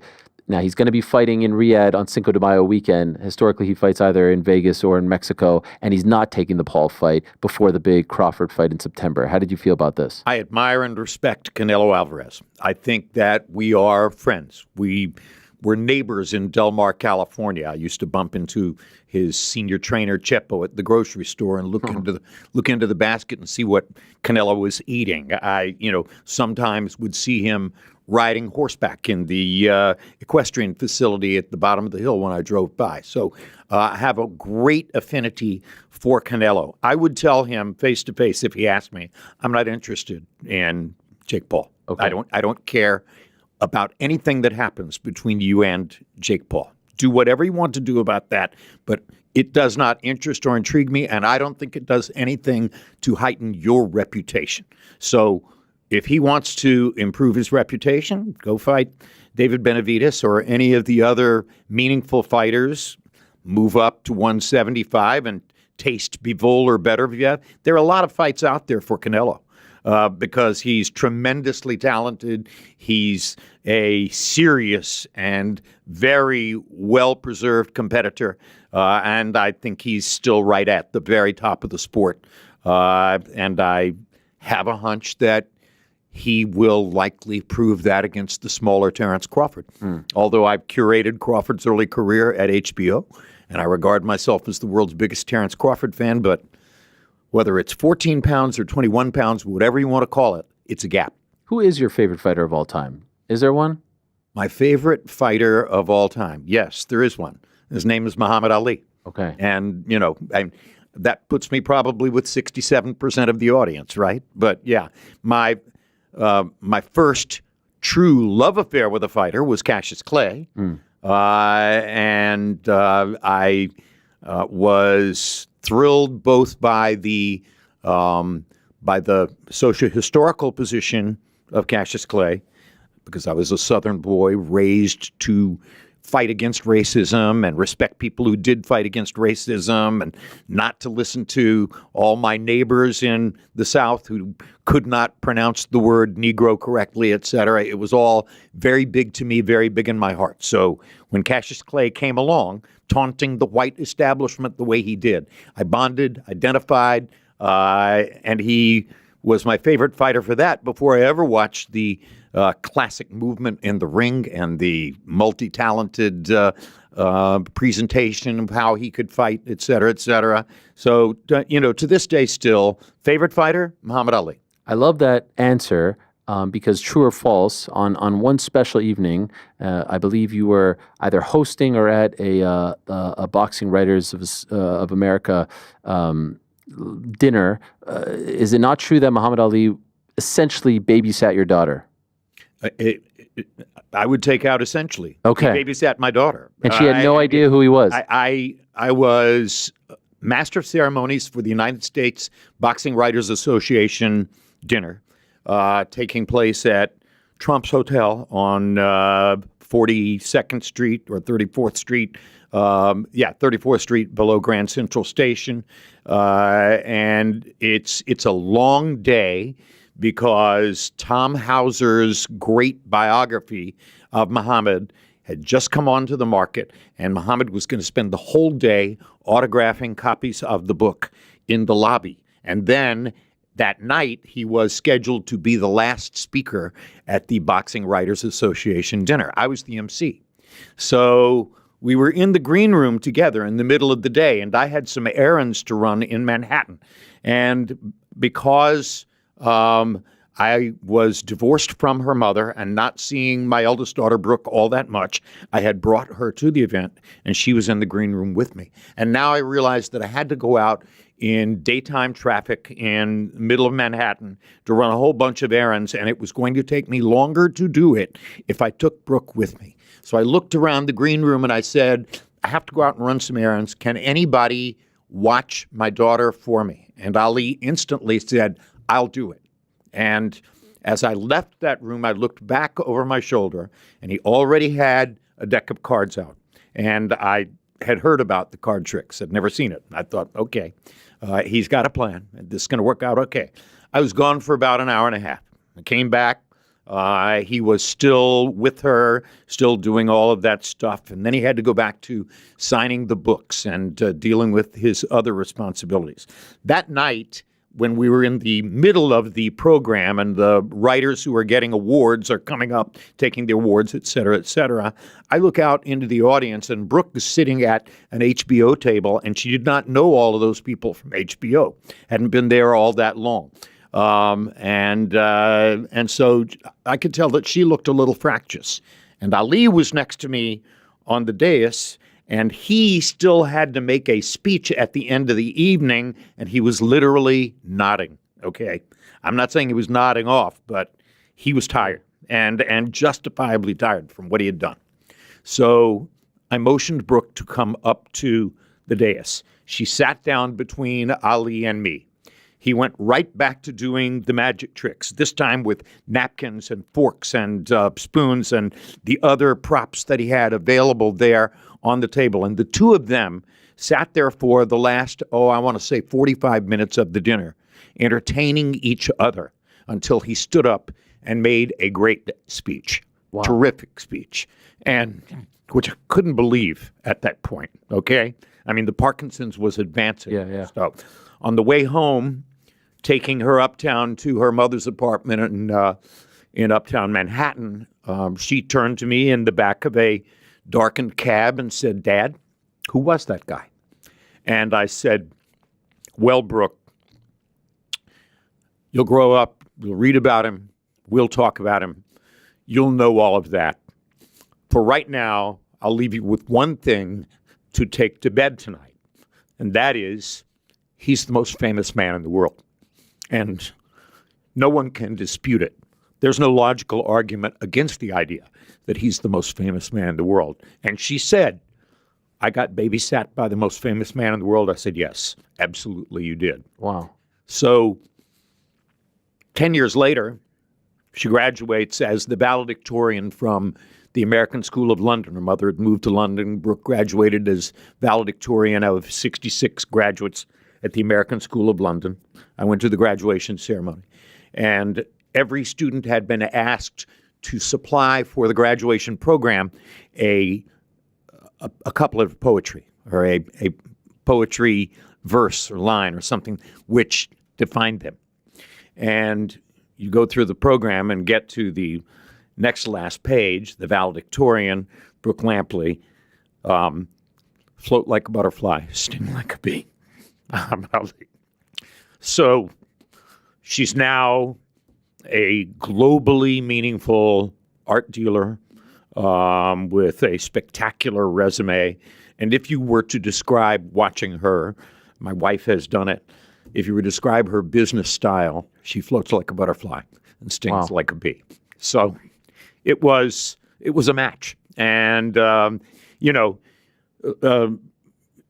go your whole life. Life is random. Every once in a while, you're going to have an experience that you will still cherish and feel emotionally and touch at the end of your days. The last day I'm here alive, at some moment, I will think about Brooke and Muhammad. Wow. That's how big it was. And by the way, so that's 88.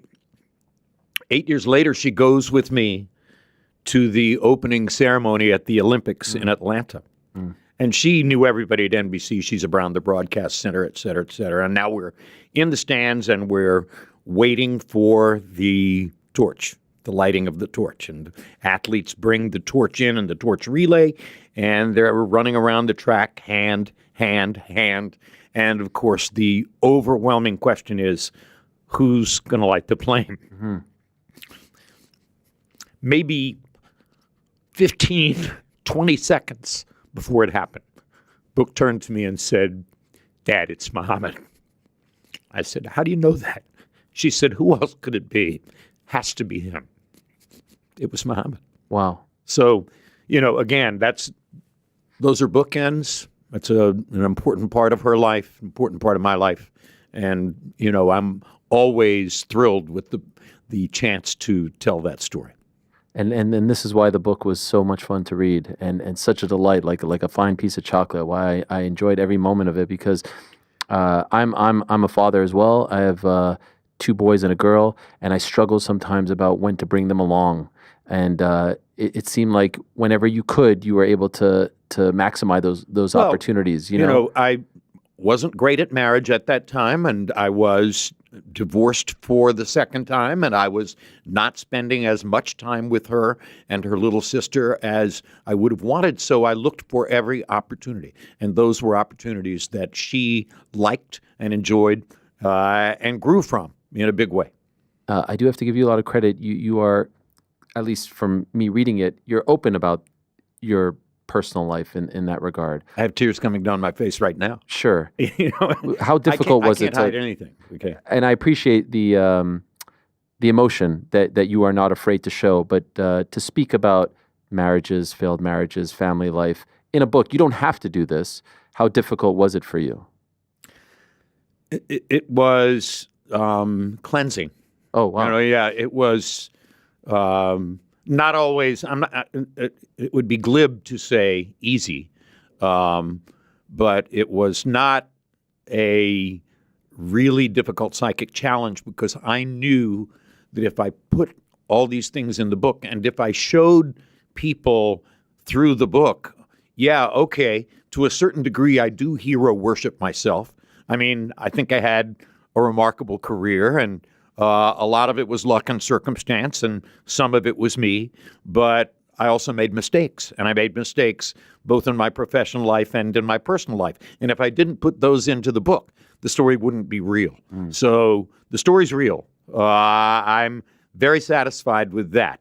I told the truth about both my good experiences and my bad experiences. And when I got finished writing the book, I thought, okay, that's it. That's complete. You didn't leave anything out for your own convenience, and that's the way it should be. One story that blew me away. I had never known this, and I consider myself somewhat of a fan of sports broadcasting history and sports history in particular. 1972 Olympics is obviously a story near and dear to my heart. After what happened to the Israeli athletes, I'm a proud Jewish person, and it's one of the darkest days in our history.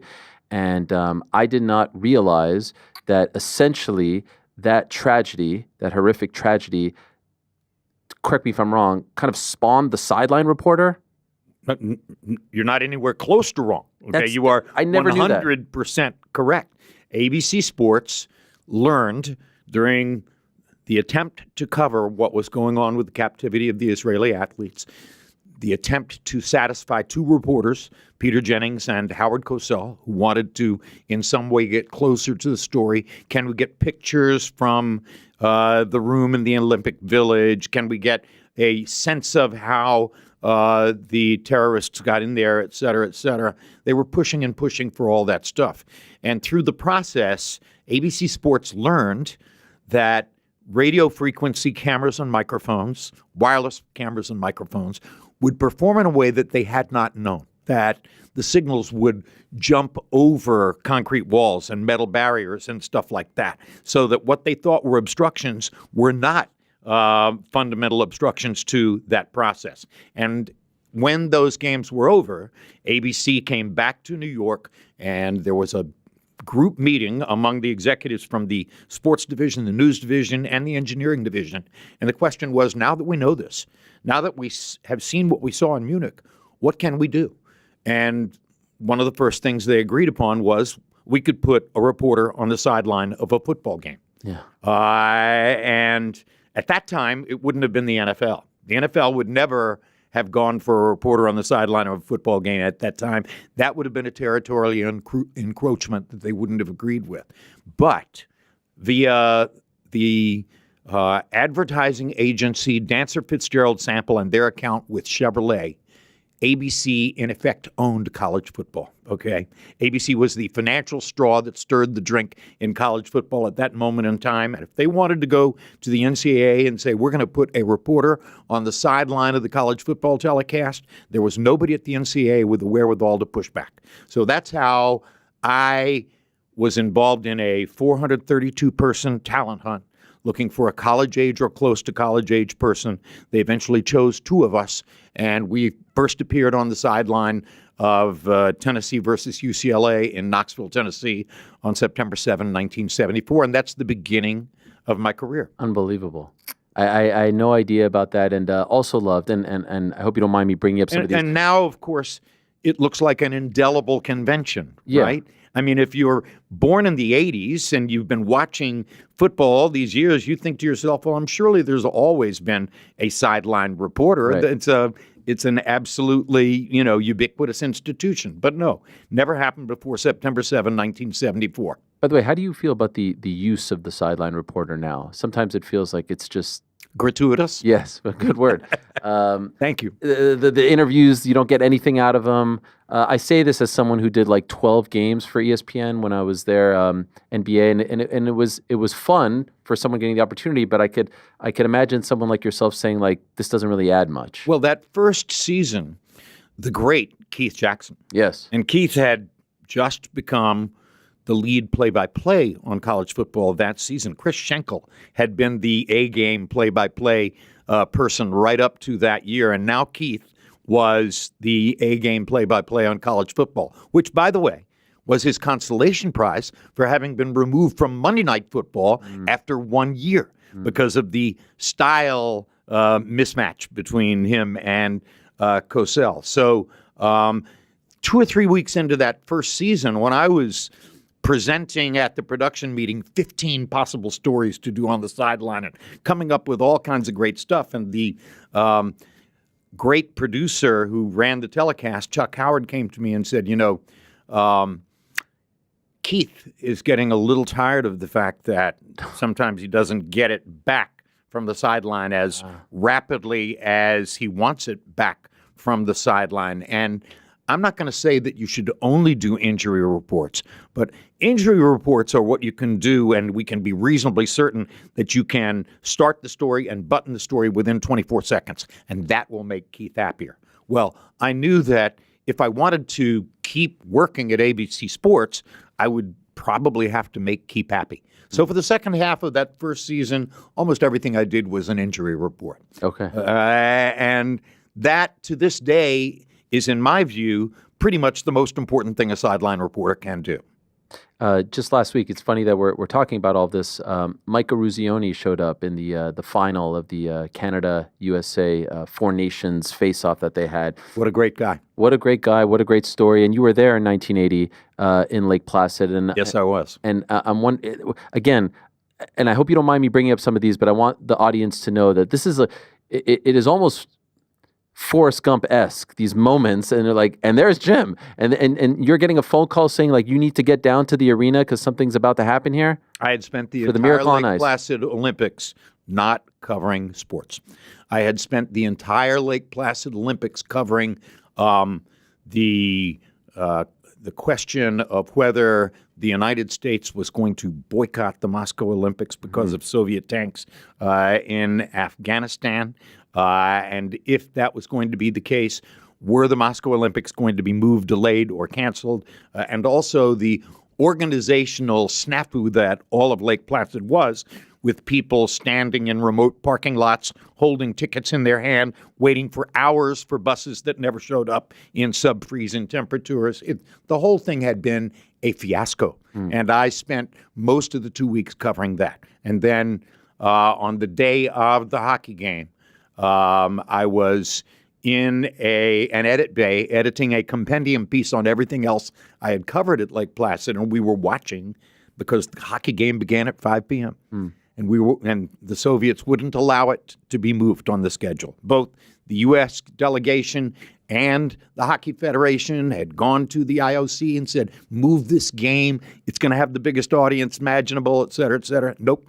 Has to be played at the moment when we said it would be played. So actually began at 4, I think. So I'm in this edit bay working on this piece, watching the game, and right at the end of the first period, it was 2-1 Russia, or the Soviets, and there was a loose puck in the Soviet end of the ice, and a small American wing named Mark Johnson, who was the hottest goal scorer in the world for 2 weeks, got to that puck and slid it under Tretiak's glove into the net, and that tied the score at 2-2. And in every ABC Sports facility at that time, edit bay, control room, whatever it was, there was always a phone with a red ringer on the top. And the red phone was the Arledge phone. if that ringer rang, if you saw the light go on, that was Roone. Wow. And seconds after Johnson's goal, the red phone rang. And the tape editor and the producer who were working with me both looked at me with a look that said, we're not answering that. Obviously, that's you. And I picked up the phone, and it was Roone's voice, and he said, "Is Jim Lampley there?" "Yes, Roone, this is me. What are you doing?" I told him. He said, "Drop that. Get over to the hockey arena." First period had just ended.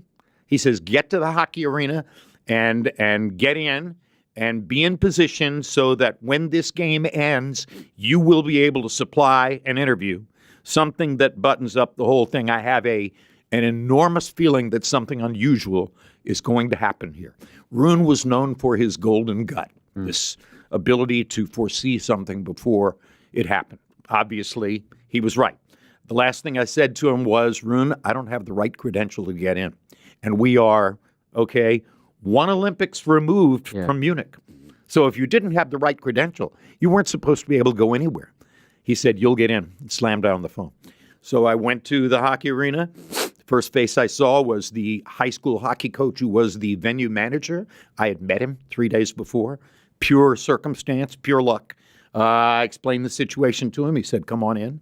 Got up on a camera platform behind our main game cameras and watched the last 2 periods and wound up interviewing Jim Craig and Mike Eruzione on the main street of Lake Placid in front of a little Italian restaurant where they had dinner after the game with Jimmy's dad. And just before Jim McKay threw to me for that interview on the street, Eruzione turned to me and said, "Jim, if we had come out here and stood in this place last night," and I turned around and looked, and there were 5, 6, 8,000 people behind us.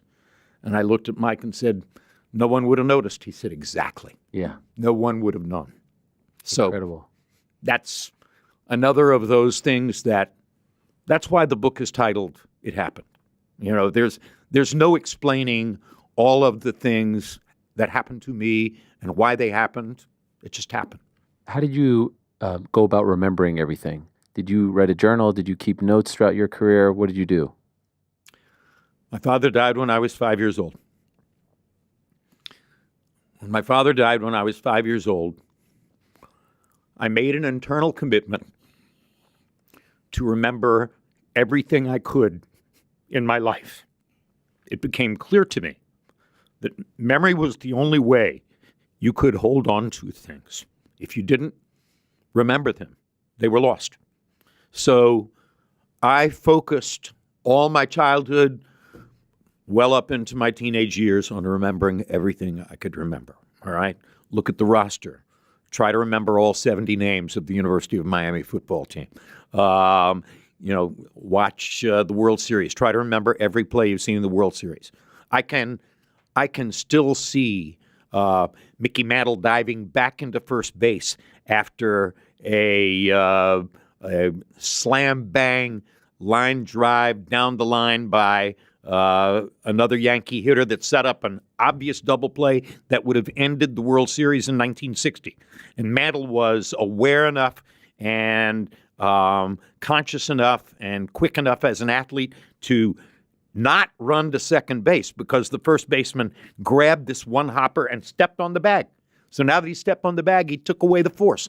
Mantle dived back in under his tag and kept the inning alive. Later, Mazeroski hit the home run that won the game, but Mantle had kept the Yankees alive in the game with that. These are the kinds of things I can remember vividly in my head because when my father died, I told myself, I don't ever want to forget anything. Wow. And you did a great job of recounting it all and retelling it all. I don't ever want to forget being here with you today, Ariel. Oh, I appreciate that. I don't know anybody who's had a luckier life. Even though my father did die when I was 5 years old. Right. In an odd way, it set me up for the lucky life.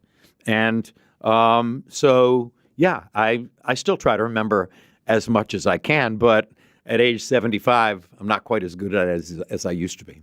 We'll end in a moment, but I'm dying to ask you this question. As someone who kind of bounced around and did a whole host of different sports, and you're on TV, and there was one point in the book where you're talking about perhaps when you're doing the tennis telecast for HBO, you don't have the same confidence during a rain delay to speak for 5 hours. And I kind of know what that's like as well, when you could sit here and just kind of riff when it's something that's sort of ingrained as opposed to maybe something that isn't. Did you ever deal with imposter syndrome? Did you ever deal with any sort of crisis of self-confidence when you looked at yourself saying like, I'm not really an expert, but I have to play one on TV? The first few days that I did Wimbledon for HBO in 1988, I did have something of an imposter complex. How'd you get over it? Definitely was not, well, it was easy to get over it because those telecasts were several hours long and day after day after day. So, how many weekdays? There are 10 weekdays during the fortnight. So that's 10 weekdays when I'm doing 5-6 hour telecasts, live, no commercials, working with Billie Jean King, Martina Navratilova, Arthur Ashe, John Lloyd, et cetera, et cetera.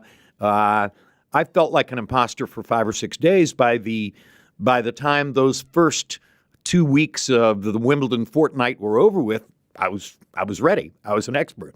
Didn't prevent Tennis Magazine from designating me as the worst announcer in tennis that particular year, but I got better, and I got better partially because I had the overwhelming support of Billie Jean and Martina and Barry McKay and the other professionals with whom I worked at Wimbledon. Okay, so and that's it. Throughout your illustrious career, that was the only time where you kind of felt, we all go through ups and downs, right? We all go through moments where we maybe not feel at the top of our game. Before I did boxing, okay, and I'd grown up watching boxing. I was a huge boxing fan. I can still remember, all of my most vibrant early experiences in boxing, including the first fight between Sugar Ray Robinson, Bubba Olson, including the fact that I watched Griffith Perrette won and, understood what I had seen, et cetera, et cetera. But before I went to call the first boxing match, I was concerned because I had not called a fight. And a really tremendous boxing fan and ABC executive named Alex Wallow, who was to be my expert commentator on that telecast. And remember, this is the telecast that's supposed to get rid of me from ABC once and for all. And he lived about 10 blocks away from me on the Upper East Side of Manhattan. And for 3 months in advance of our first boxing date together, he would call me up 2 or 3 hours in the middle of the day, go to his house, and watch fights. So I got indoctrinated by a legitimate boxing expert before I ever called my first fight. And he would indoctrinate me into the most inside things possible. Look at how this fighter holds the opponent's arm away from the referee on the other side so that the referee can't see what he's doing and he's setting up the body punch, and all sorts of little nuances like that. So that when I first went to call a fight, I was not a novice any longer. I had been trained. And everything else I did was stuff that I had watched when I was a kid. And of course, if it was something on Wide World of Sports, if it was one of the, unusual events on Wide World of Sports, then there was supposed to be an initiation process. Right. You're going through it with the viewer on the air. I could sit here and pepper you with questions for hours, but I do Feel free. No, you have to go. And this has been a great treat. The book is called It Happened. I could tell you firsthand, you need to read it. There's the cover. It comes out April 15th, but you can pre-order it now. Barnes & Noble, Amazon, wherever you get your books. It's an incredible read, a very fast read. You said it was long. It didn't feel very long to me, and I enjoyed every second of it. And I just want to thank you for coming in. I want to thank you for your great career, for all the great telecasts, and I hope that there are many more to come. Wherever they may be, under whatever platform or broadcast signal, who knows. But you're still throwing 90. Live text on ppv.com. That as well. During the fights. You still got some heat left in you, if you ask me. And it's great to say that you're now somewhat of a regular on my program. And trust me, 2003, I'm an intern at HBO Sports, afraid to look at anyone in the eyes. I never would have predicted that. But life is a funny thing, as you noted in your life book. Life is highly unpredictable. It's idiosyncratic, and thank God for that. This is what makes it interesting and exciting to be alive. And I can't thank you enough for popping my book the way you just did. Of course. Thank you, Jim. All the My best to you. privilege. We're going to take a quick Look break. forward to coming back. Amen. A quick break. We'll be back with Michael Chandler. Don't go anywhere. I'd love to start there if I can. Sean, as you probably know, has received a lot of criticism in the aftermath of this fight for his performance or, lack thereof, the lack of offense, this, that, and the other. You were the guy standing in front of him. You were there. And so no one better than you, in my opinion, to answer this question. Do you think the criticism is warranted? Do you think it's fair, the stuff that he has had to hear since the fight a little over 7 days ago? Well, listen, it's complicated because, I said it before the fight, Strickland has his way. And if you don't give him his way, it just shuts him down in a way. But then again, that being said, everybody criticizing Sean Strickland hasn't been standing in front of me. So, when you're in there with me, it's a very different story. When when you're eating the punches that Sean Strickland has eaten, when your nose broke the way that his nose broke, you're in a situation where, just going forward and fighting is not really easy. And unless you've been in that situation, you can't really criticize Sean Strickland at all because he's a tough man. And, yeah, I mean, I don't think people should be surprised at this stage because, Sean Strickland, when he gets his way and he gets his momentum, he fights a certain way. And when you take that momentum away, he fights a different way. And that's all, game plan. That's also, you have to go and implement that game plan to get him off his rhythm. But, yeah, the man takes a punch like nobody else. Are you talking to yourself during the fight and saying, when's he going to bring more to the table? Even his coach was saying, during the fight, this is too predictable. When's he going to mix it up? When's he going to throw more combos? When's he going to try to threaten to take down? I know towards the end of the fight, he was doing a little more of that, but it was almost, too much too late.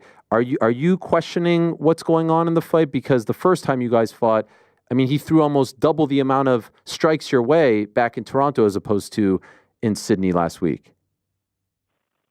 Yeah, I think also how many strikes did I land? What was my striking accuracy in Toronto? 27%? What was my striking accuracy last week? That it changes the whole game. It changes the dynamic because it wasn't so much that Sean Strickland, when I was in there thinking, he's not doing this, it's not the same guy I'm fighting. It looked exactly like the same guy I was fighting. I just evolved so much over the last year, and I said that was what was going to happen. And that's what I felt when I was in there. Can I ask about your motivation going into this fight? I said before that I felt like the rematch wasn't necessarily warranted. I thought you won the fight in Toronto fair and square. I know it was a close one, but I didn't see any controversy there. He had fought once, and I don't know if he did enough to warrant the immediate rematch, especially after not successfully defending the title once. Did you feel like you had to, getting up for an Izzy fight, no-brainer. Getting up for a Whitaker fight, no-brainer. Getting up for your first title fight, no-brainer. Did you feel like you had to search in different places to be motivated for this one? Absolutely not. For me, whether I was fighting Sean Strickland or was fighting anybody else in the world, I'm not motivated by my opponents. I'm motivated by my own achievements. That's the only thing that motivates me. And that will never change. That has never changed. So whether I was fighting Sean Strickland or was fighting Israel Adesanya, it made no difference to me, and it hasn't.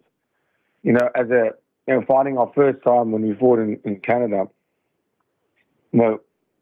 fighting for your belt the first time ever fighting 5 rounds in the UFC, and your first time ever fighting for your world title, it's a different mindset. Well, not actually a mindset, just it's a different motivation, and it also in terms of how nervous you are going into that fight. Now I know I can go 5 rounds, I know I can push the pace, and I know I am the champion of the world. And I believe that was the big difference in this fight, being able to train a certain thing and going out and doing it in the fight, and not just react more on getting into the octagon and doing what I think is the right thing to do. No, but staying calm, staying cool-headed, and I think that's what helped me a lot in this fight. I heard you say that going into the Izzy fight, you had never felt those kinds of nerves before. And obviously that was a big one for you, considering who he is in the sport. This time around, did you feel nerves as well, or do you think that was just about the opponent on that night back in August? No, I felt the nerves. I felt the nerves with this fight too. I felt, this guy. There was a lot of people that thought he won the fight. I didn't think that at all in Toronto. But if he loses this guy, it discredits everything I've done as a champion. And so there was the nerves were there, but when I got into that octagon, I knew I was going to walk out of there as and still champion. There was nothing that was going to stop me, and I think it was pretty evident in the fight that the amount of work I put in for this fight was incredible. Everything from the game plan to my conditioning, everything was just perfect. I made sure that I put up one of the best performances of my life. Yeah, and I think you did that. It was very emphatic, 5 rounds to none. A lot was made of his arm before the fight and how it looked, and it appeared as though he had staph, and afterwards that was confirmed as well. When you see that, do you talk to the UFC? Do you have concerns? Obviously, you're used to dealing with all kinds of things in training, but probably not something that you want to have to deal with going into a fight. Do you even ask about it? How do you approach that? We all have problems when we go into fights. That's being a fighter. No respect for Sean for not using it as an excuse. I don't know if he did afterwards, but it was clearly staph. It wasn't a new staph. I can see that. It wasn't a new staph infection. It's been there for a while, maybe a couple of weeks. But when I go in there, when you fight, there's something about your opponent that's not 100%. It's a fact. So he had staph, I had something else. It doesn't really matter.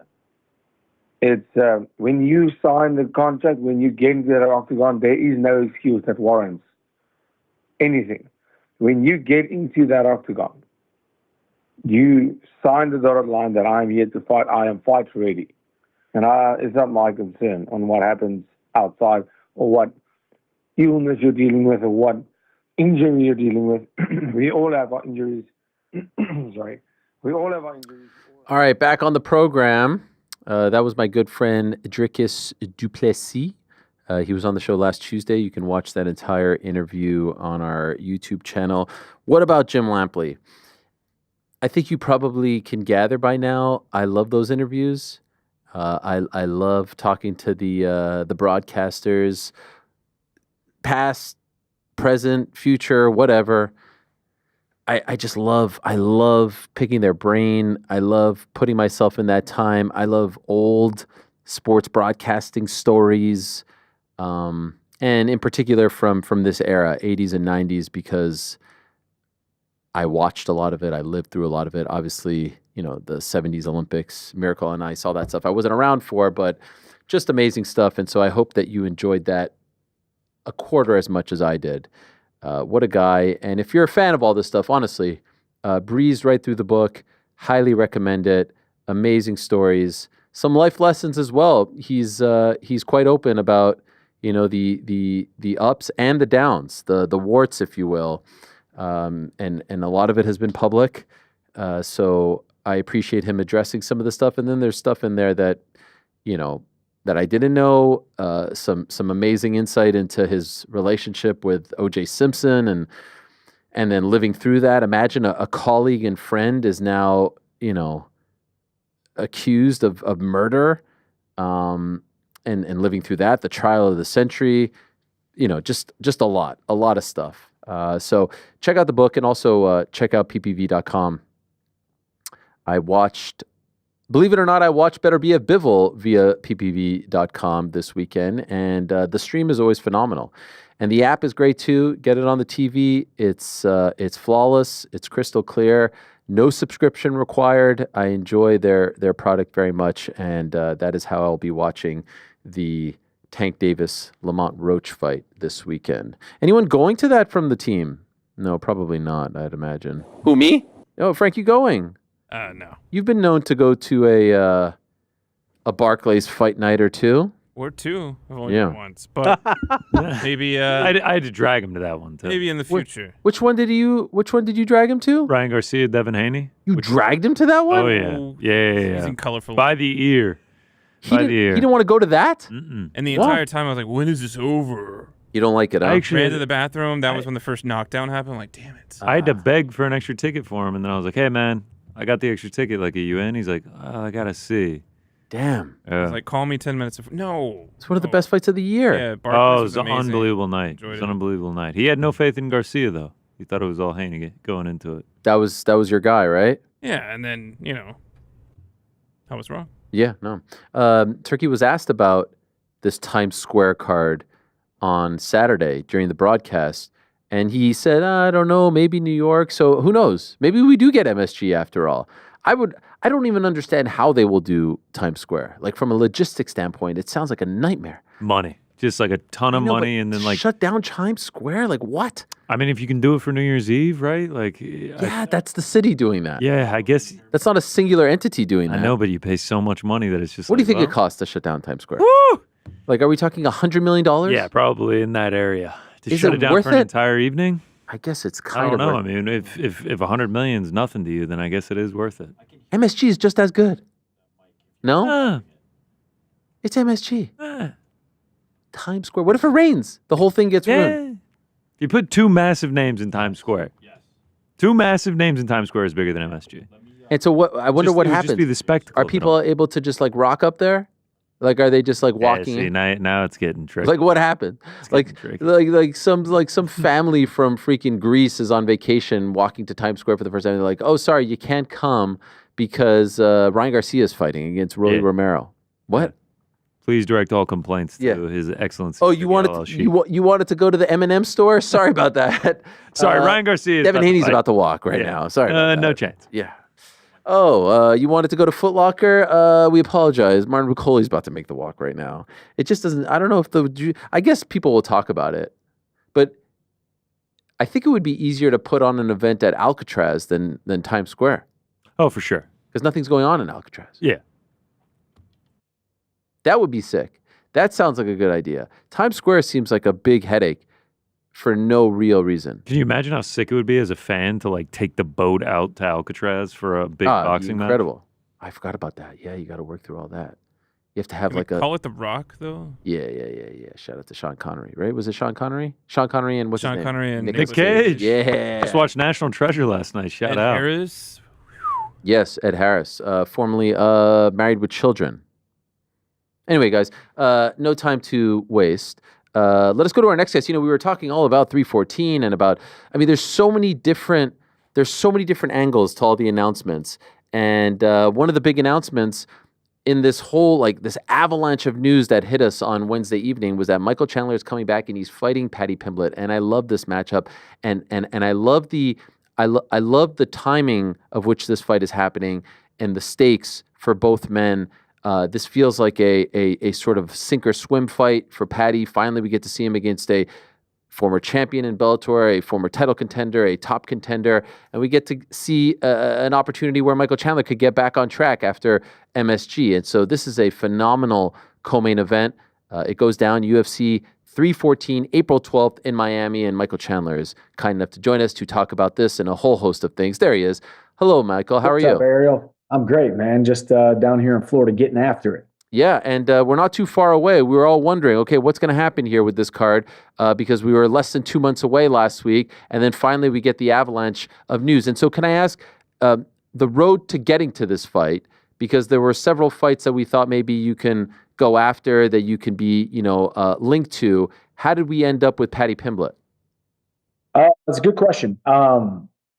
After the fight, I had a couple of weeks of going home, hanging out, and I got a call from the UFC, and they said, "Hey, how you doing? What's going on? Number one, great fight. It was fun to watch.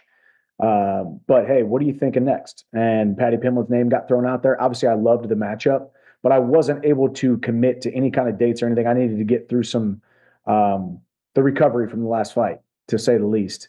And here we are. And now, obviously, it's happening in April. We got it ironed out. I was actually on a vacation, and then fast forward a couple of months later, I was on a vacation in Turks and Caicos and got a call from Hunter Campbell And he said, hey, what do you think about April? And I was like, well, recovery is going really well. I do not feel great about the last fight. I got a horrible taste in my mouth about it. Extremely let down, more let down than I've ever been. Let's go ahead. Let's do this thing in April. Let's put me in a position because, as you said, there is a ton of things going on. Lightweight, featherweight, welterweight, all kinds of different rumors, all kinds of different matchups, all kinds of different things. And I want to fight a guy ASAP to get in the win column, do something spectacular in Miami, UFC 314, to keep my name in the mix. And by the way, when was that call? Like, when are you on vacation? How long ago are you getting this call? 2 weeks ago. Oh, wow. Okay. So it's a pretty tight turnaround. Yeah, but it's funny, man. I'm down here training, and as an athlete, or not even as an athlete, I mean, I've been around all of them, right? From the top of the top, most disciplined dudes in the world down to the guys who shouldn't even be considered professional athletes.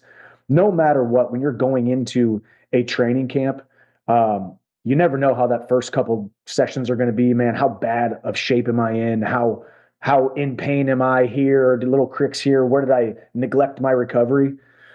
All I can say is I was built for this, man, because I stepped right onto the mats here in South Florida with my team, and it's like I never left. As a matter of fact, I think I got better since my last fight, as far as just the composure, the movement, cardio. And I'm glad I made the decision because I stand steadfast, and it's a common theme in my life. An imperfect plan implemented now is better than a perfect plan implemented sometime in the future, right? I could wait it out. I could wait till the perfect right time, maybe push it out to June. International Fight Week was obviously talked about, co-main event there, and that was kind of the rumblings and the talks. But then this opportunity came. It's like, man, what am I going to do? Sit at home and kind of put down a nice foundation like I always like to do? Yeah. Yeah. I've been doing this for a long time, man, and I'm excited to go out there and compete against Paddy. And so, to be clear, they offered you Paddy. You didn't ask for Paddy. Yes, to be clear. And did that excite you? Did you feel like, the reason I asked this question is because recently we've seen the talk from Dustin Poirier saying like, nah, I only have maybe one or two left. It's only top names, former contenders, champions, etc. He is not that. He is a top name, but he's not the other two. Did the opportunity to fight someone like Paddy excite you? It did. I mean, there's a big fight. No matter which way you look at it, man, it's a big fight, and it's the life cycle of a fighter. I will, tip my hat to Dustin Poirier. He fought Benoit Saint Denis when not very many people knew him. Right? Justin Gaethje fought Rafael Fiziev. I see it often on the social media webs. Everybody's like, man, you're fighting everybody in the top 3, top 2, top 5. You need to go fight a young, hungry up-and-comer. Well, here you go, boys and girls. Here's my opportunity. Here's his opportunity. This is Paddy's opportunity to get inside the top 10. This is my opportunity to show you that there are different levels to this sport. I have still, to this day, you can talk about my record, you can talk about losses, you can talk about how it's all went down, my run in the UFC thus far, but I have done nothing but fight first ballot Hall of Famers, former champions. Every single loss that I have has been to one of those guys. And when I don't fight one of those guys, knockout of Dan Hooker in 2.5 minutes, that brutal KO of Tony Ferguson, which was KO of the year. Something spectacular happens when my back is up against the wall, or I'm fighting a guy that's not named Dustin Poirier, Justin Gaethje, or Charles Oliveira. So we'll see what happens on April 12th, UFC 314. What is your assessment of Paddy as a fighter? He's one of the more polarizing fighters in the sport because, the talk. Some say that he's not as good as the hype that he receives.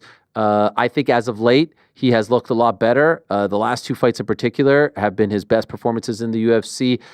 Perhaps the stench of the Jared Gordon fight is still there, but as someone who lives and breathes this and has done it and has made that walk a million times, your critical analysis of him, your assessment of him is what?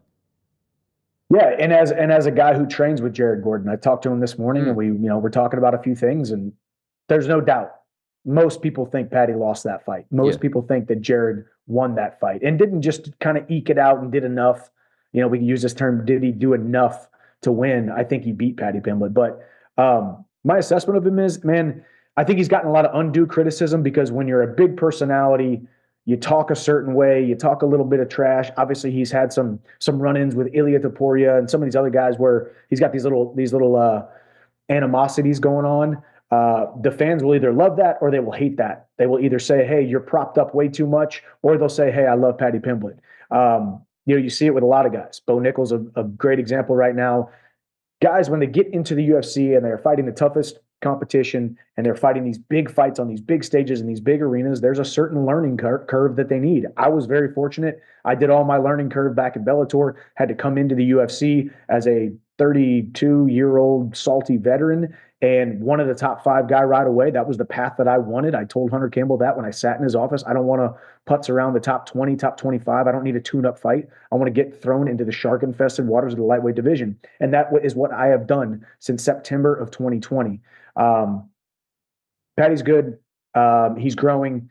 I think the pressure I'm going to put on him, he's obviously going to keep that evading, throwing a lot of kicks, kind of throwing some wild punches, trying to keep things interesting in there, because he knows when one of these hands lands, it's going to be different than Jordan Levitt. It's going to be different than Bobby Green. It's going to be different than a lot of the guys that he has fought. But I'm up to the challenge.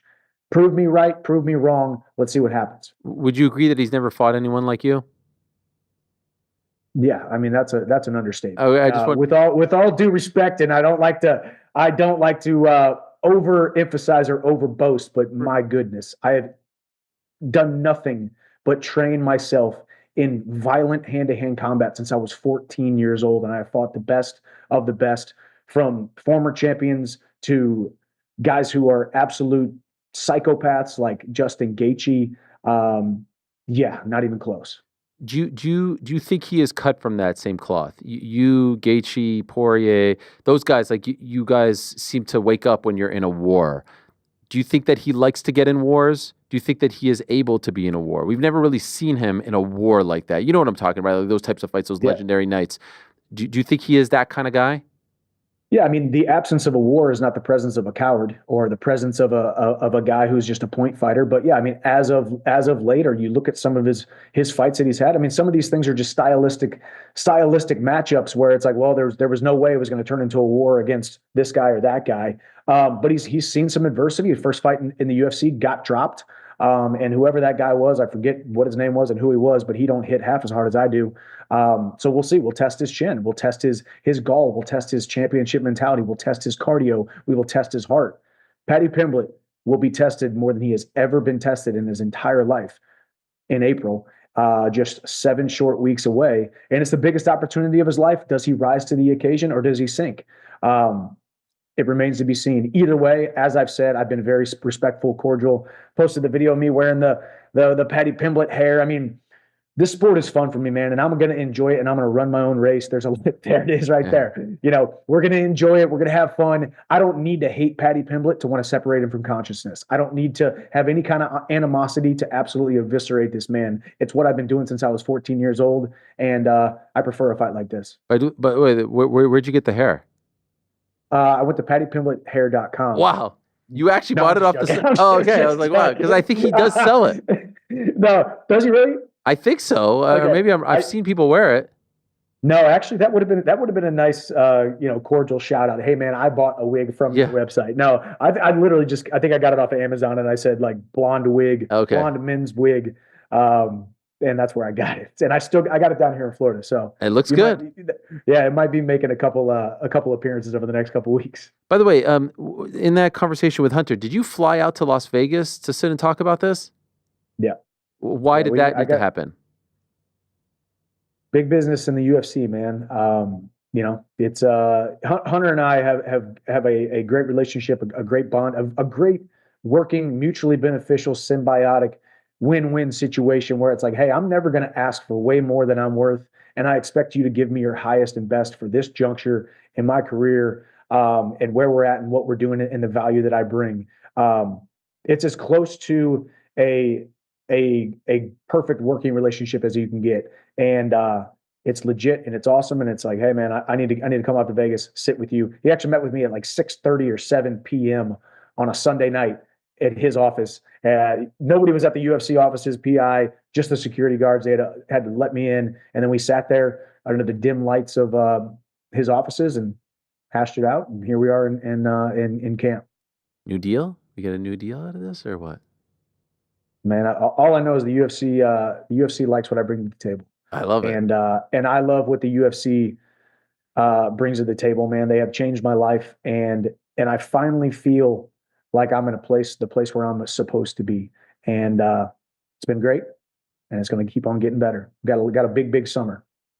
How did we get to 5 rounds? I like 5 rounds. I mean, I think it was thrown out by the UFC. I love 5 rounds. I think Paddy has faded. He faded in the Tony Ferguson fight. I think he was fading in the Jared Gordon fight. I just went 25 minutes with Charles Oliveira, the greatest submission artist in UFC history.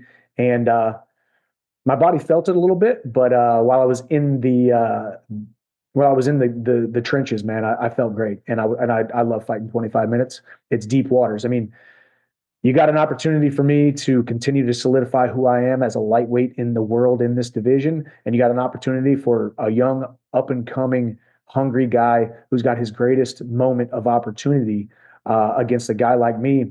So why not do it? Why not do it 25 minutes? If you say you're going to be a future champion, if you were looked at as if you were going to be a future champion, you got to fight 25 minutes. I have trained for and competed in 25-minute fights probably more times than he has actually fought. So I'm used to a 25-minute fight camp, and here's another one.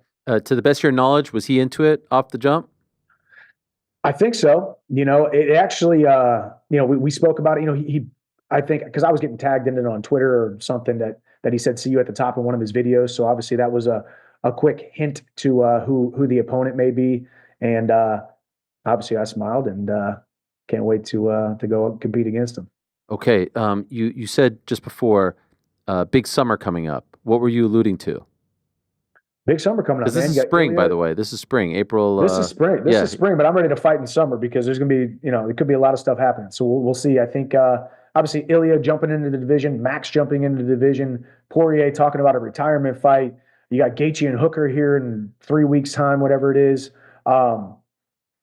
Big fights, man. And I'm excited to share the card with Volk and Lopes, who are fighting for the vacant 145 title. And we welcome Ilya Topuria with open arms. Does that mean we're looking, if all goes well, at a potentially quick turnaround for you? All I want is quick turnarounds. Listen, I think I got a little bit of a reputation for a guy who likes to sit on the sidelines, because of the whole Conor situation. Never forget, I'm a man of my word. I signed my name to a contract that said I, Michael Chandler, will do the Ultimate Fighter 31 and then fight Conor McGregor. Did I wait too long? Yeah, in a lot of people's eyes. But I'm the guy who came into the UFC in September of 2020, took a short notice backup opportunity in October, and then fought January, May, November, fought 5 fights in 26 months or whatever it was. I'm not a guy who sits on the sidelines. I fought 6 times in 13 months when I was in Bellator. I'm a guy who is extremely active. I live this sport every single day. So, yeah. I'm not afraid of a quick turnaround this summer with all the stuff that's happening, new names coming into the division. You've got Islam talking about maybe going up, maybe leaving the lightweight division, never want to make 155 again. I need to be ready. So April 12th, we go out and we do our job. We get our hand raised in spectacular fashion. And I'm the guy who's right there on the doorstep to some big opportunities, some big fights. In those conversations, Conor a part of them at all? Is it possible 2025 is the year? Conor's always a part of it, man. I mean, it's going to be one of those deals where, I'm the name. His road back to the UFC goes through me. It goes straight through Nashville, Tennessee, and Michael Chandler. We've got to finish the Ultimate Fighter 31. That is the UFC's sentiment. I think it's even his sentiment. We've tweeted a little bit back and forth here and there. He said, I'm a man of my word. Well, if you're a man of your word, then there's only one guy that you're going to fight when you come back to the UFC, the guy who had a contract with your name on it, the guy who signed on the dotted line and still to this day has never missed weight and never pulled out of a fight. So could be 2025, could be this summer, could be this fall, could be this winter, could be 2026. I don't know. All I know is, as you can see by the decisions that I'm making and the moves that I'm making, fought Charles Oliveira in November, and here we are just 3 months removed from that, and I'm in camp getting ready to fight Paddy Pimblett in April in Miami. In your heart of hearts, what are you feeling now these days? Does it ever happen? Heart of hearts is tough, man, because I think heart of hearts says that Conor is coming back at some point. But if I'm a betting man, if I'm using my brain, I wouldn't put money on it. But that's where I'm at today. Right now, obviously, I'm focused on a blonde dude from Liverpool So I think my heart of heart says I'm not. My heart of heart says I'm not sure for sure, but Connor's got to come back to his first love. The one thing that has given him every single thing, every single shiny object that he is currently chasing and taking all these side quests and side jobs and all these different things, every single thing that he has can be tied back in some way or another to the UFC, the opportunity that they gave him, the push that they gave him. And does he want his legacy to be, yeah, my last fight, I broke my leg and I touted the greatest comeback in combat sports history. I fooled everybody for a couple of years and then signed on the dotted line to fight Michael Chandler and then pulled out of the fight, never to return again. I don't think he wants his legacy to be that. Then again, I haven't walked a mile in that man's shoes, so I'm not going to say what he is thinking. But my heart of heart says he's coming back at some point. But if I was a betting man, I ain't putting money on it. What was your reaction when you saw that your old foe, Patricio Pitbull, would be on the card as well, right below you? I mean, just kind of crazy. 2025, the two faces of Bellator for the past decade plus on a UFC pay-per-view main card. What was your reaction?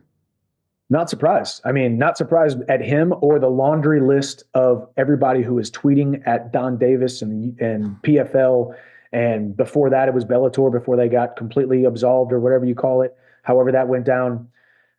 It just continues to solidify that the UFC is the only place for mixed martial arts. Take it from me. Take it from a guy like Patricio Pitbull. 2 years from now, a year from now, sit him on your show and have him answer honestly what the difference is and how much bigger it is, how much more significant it is over here. And if he plays his cards right and does his job, how much more lucrative it is. It's just it's very interesting, man, because obviously I think I have the best perspective of anybody in mixed martial arts when it comes to the significance of the UFC. And I love the UFC, not because it's the UFC. I love UFC because I know what the opposite of the UFC is. I know what it's like being outside of the UFC. I know what it's like to go to UFC events and have people ask me to take pictures of Ryan Bader and Gray Maynard and Michael Johnson and Robbie Lawler, and then ask me who I am. And I'm like, well, yeah, I actually just beat Eddie Alvarez a couple months ago. And they're like, oh, you're that Bellator guy. You know, I know what it's like, right? So I bit my tongue. I swallowed my pride. I kept working. I kept my nose to the grindstone. I patiently waited, buying my time, built my platform, built my skill set, built my mind, body, and soul and spirit until it was the right time. And that door, it was abundantly clear that the door was open to go to the UFC. And now it's worked out perfectly. And I think if you asked 80% of the roster of PFL, GFL, Bellator, all these other ones, they want to be right where I'm at. 100%. There's no doubt about that. How do you think he does in the UFC? Because he's coming in a little older than you were when you came in. Honestly, I haven't seen one of his fights in a very long time. So I don't know where his skill set is at. All I do know is I wish him well. There was a little bit of animosity, a little bit of bad blood. I think a lot of that actually stemmed from my discontent with where I was in my life, knowing that I was stuck in Bellator and wanted to get out. So I needed something. I needed something to blame it on, and sometimes my opponents were that. And Patricio was an easy target because I had beat his brother, and he, FU'd me when I stood on the cage. And I said something about family. Obviously, because I fought his brother. They are by definition family. So when I used the word family, I think he was thinking I was talking about his wife and his kids and his mom and his aunts and all that stuff. So it became language barrier, unfortunate set of circumstances. But I wish him well. I think he's dynamic. I think he's explosive. I think he's got a great opportunity to fight Yair Rodriguez, who's ranked, number 5, number 4. So he could find himself in top 5 in the UFC here in 7 weeks' time, and maybe the number 1 contender, maybe the guy who fights for the belt next. That's what happened with me, depending on how the circumstances go. He's a stud, man. And I spent a lot of time around him, obviously, in Bellator, watched him a lot, shared a lot of cards with him. He's a fan favorite for a reason, and it'll be a fun fight. Guys got to buy the pay-per-view. UFC 314. Would love to get your thoughts on the division, because when this announcement came out on Wednesday evening, the top story was Ilya is no longer the featherweight champion. And then on Saturday, Dana White was asked, is it kind of a formality that it's going to be Ilya versus Islam? And he said, no, not necessarily. There's a lot going on.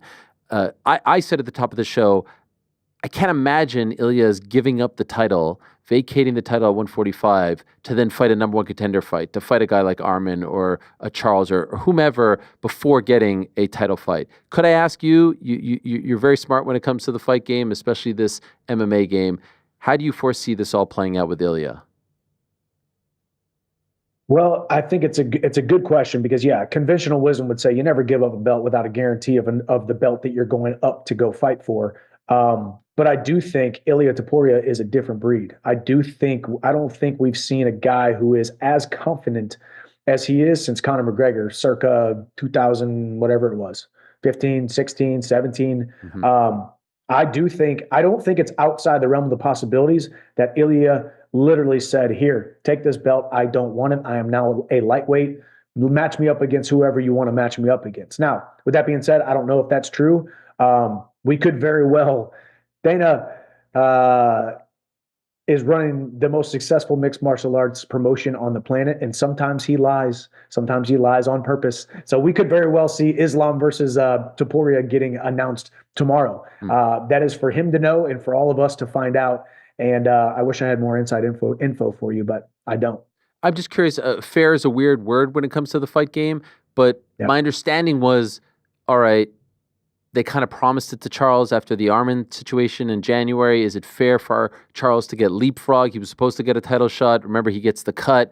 He then has to fight Armin. He doesn't get the title fight, all that stuff. And so I don't know what to do with Charles, who by all accounts seems to be a person they love and who's done right by them, and vice versa. So what do you do with Charles? Do you match them up? Do you move Islam up to 170 and he's gone, and now you just do them for the vacant title? It's not as clean as I maybe thought it was back on Wednesday. No, it's not clean, and that's part of the reason why I jumped at this opportunity. I need to be coming off of a win with all of the craziness that is happening. I need to go fight Paddy Pimblett ASAP to have my name in those talks. Now, if you would have asked me, I still think at this point I've just got a disdain for guys who pull out of fights right before. Now, I don't know his injury. I don't know how serious it was, how serious it wasn't. I've always said if I can walk to the cage, if I can walk to the octagon, I'm stepping inside the octagon and I'm competing. Is that a smart thing? No. If you're a young fighter right now, don't necessarily take that page out of the Michael Chandler playbook. I've lost fights because of it, but it's just who I am and how I was raised and how I was bred. So with that being said, I think Charles leapfrogs Armin. I think Charles should be looked at as above Armin because of what happened there. Now I think Armin's done some interviews and it sounds like Armin's cool with, hey man, put me against whoever. I'm young. I still got a lot of gas in the tank. I'll fight whoever. I think Charles versus Armin would be obviously a great fight for a 5-rounder to see how that plays out with under 5 rounds. But then you got Ilya coming into the division. I mean, dude, your guess is as good as mine. Yeah. But I would put Charles over top of Armin as we speak right now, even though his last loss was to Armin. But right. Charles is a stud, man. 2 last things. How do you think Ilya actually does at 155? I've met him one time, and I've stood next to him, sized him up. It's what we do as fighters. It's like, hey, are you a 70-pounder? Are you a 55? You're 35? Yeah. What is that guy? Yeah, man, that guy cuts a ton of weight. I don't think he's going to be big for the weight class. But that sure didn't mean a dang thing when Frankie Edgar had his reign, right?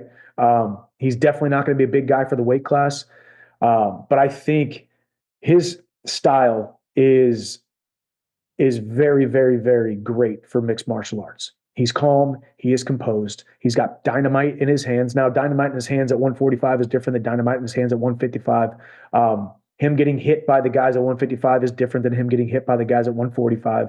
Him getting grappled and grabbed, picked up, slammed, going through the exchanges, much different at the different weight class. But he's obviously a confident professional. And with 10 pounds extra, he can put on a little bit of weight, cut less weight.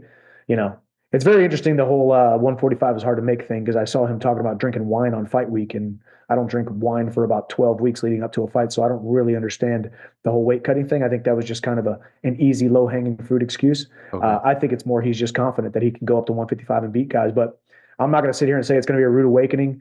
He could come in and walk through 3 dudes and win the title. Who knows? But he's very good at what he does.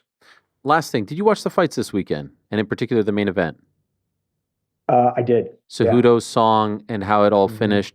We were talking about it extensively at the top of the show. Just curious your take very quickly. I thought a point should be taken away. And the reason I thought that was ultimately this sucks for Henry Cejudo. He fights through the eye poke. The round ends. Now all of a sudden they go to the scorecards, and instead of it being a no contest, they go to the scorecards. No point taken away. He gets the loss. If he had just said I can't fight and doesn't try to fight through it for that minute 15, it's a no contest. And if they determine that it's an intentional eye poke, it's a DQ in his favor. Ultimately, I feel like there aren't enough repercussions for these things. And it's kind of weird because they just brought back the old gloves, and the new gloves were supposed to stop the eye pokes from happening. So in the end, there are some people who thought Herzog nailed it, and it's easy for us to sit here 2 days later and break it all down. But as a fighter, how did you feel like that all went down? Were you cool with that? What's really funny is that I have been fighting since I was 22 years old. I've been fighting for 15 years. I've had 32, 33 fights, whatever it is. I didn't know what the heck was going on. And I'm as big a fan as Jason Herzog as anybody. I think we've got some really, really great referees who do a really, really good job, who know the rule book and they know all the different circumstances in their sleep. But I did not understand what was happening because you could hear him. You could hear him audibly saying, well, I'm going to start the fourth round, stop it, call a time. And then, and I thought, okay, well, that makes sense, I guess, for some reason, whatever he's going to do. But then his response to that was, because then we can go to the scorecards. Well, it's like, well, at some point, do you go to the scorecards? It was a really bad eye poke. It was a double eye poke. It was a Three Stooges, both eyes, obviously his left eye took the brunt of it, but very interesting scenario. I would lean toward the camp of, hey, Jason Herzog knows what he's talking about, maybe because it was at the very end of the third round and he, decided to stand up. I guess he didn't really say I can't see, or maybe he did say I can't see at the end of the third round. I don't know. It was very interesting, but it is unfortunate. An eye poke is tough because it's never on purpose, man. But at some point, it's a habit, right? I can train every single day, and if I keep training with my fingers out, I'm asking to poke somebody in the eye, right? If that's what I'm doing and I'm training. So I think we as coaches, we as teammates, we need to be training this, just like we train punches, keys, knees, kicks, and elbows. We need to be training the pawing / parrying / technique of the crash between two guys without our fingers out. It's just part of it, man. It's crazy. It's a very unfortunate thing because you can get kicked in the nuts, you can get punched in the throat, all these little inadvertent things. But man, you get poked in the eye, you only get two eyes, and there's a lot of people who, it would be very, very, very unfortunate to lose your eyesight. Yes. You also only have two nuts too, but I get the point. You don't have two nuts, but yeah, I mean, it's okay. Yeah, I'd rather live without my nuts than my eyes, God. I think. All right. Tough visual. Yeah, right? I appreciate it, Mike. Thank you so much. Love the fight. Congratulations. Congrats on everything coming your way, and good luck in the next few weeks as you prepare for the 12th of April. Can't wait for it. Yes, sir. Thank you, man. Appreciate it. See you at the top. Yes, sir. There he is, the great Michael Chandler. Always a pleasure to pick his brain, and what a tremendous fight that is. Paddy Pimblett versus Michael Chandler is just fun, right? Is there any scenario in which that fight is not going to be fun? It is fun, and the interesting wrinkle is that it's a 5-round fight, 5-round co-main event. Now, in about 30 minutes' time, we're going to be joined by the man who will be headlining that card against Alex Volkanovski. That is on... Why do I keep going to the date if I'm having trouble? It's April 12th, 3/14. It's 4/12/314. There it is. I finally got it.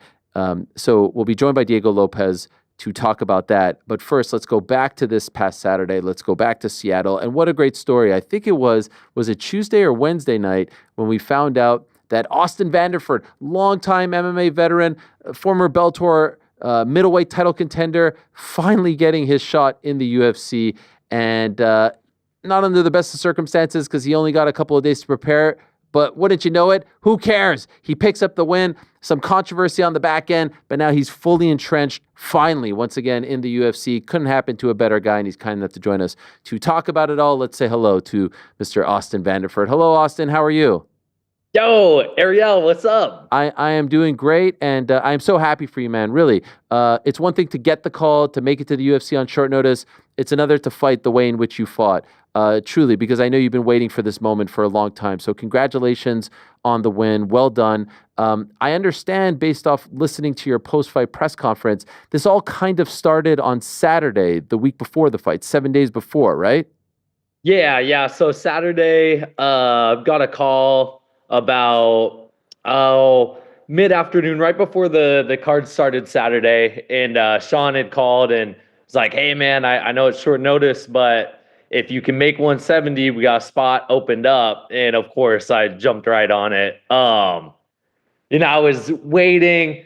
Saturday night went through. I was pumped. Sunday went through. I still hadn't had a contract yet, and then I started to kind of question things. I was like, "Dang, man, it's Sunday night. I haven't seen anything." Then Monday gets here. I still hadn't gotten anything, and then by late afternoon Monday, I had heard that the previous opponent turned down the fight, and everything was in question then. And but they came right back with another opponent. But then fast forward to like 9 p.m. that night, I was told he wasn't going to be able to make weight and not be available. So we were stuck at Monday night, not really sure if I was going to be on the card or not. And thank God Tuesday morning came around and they asked, "Well, would you do it at a catch weight?" And of course I jumped on it. By the way, how much did you weigh on that Saturday night when you got the initial call?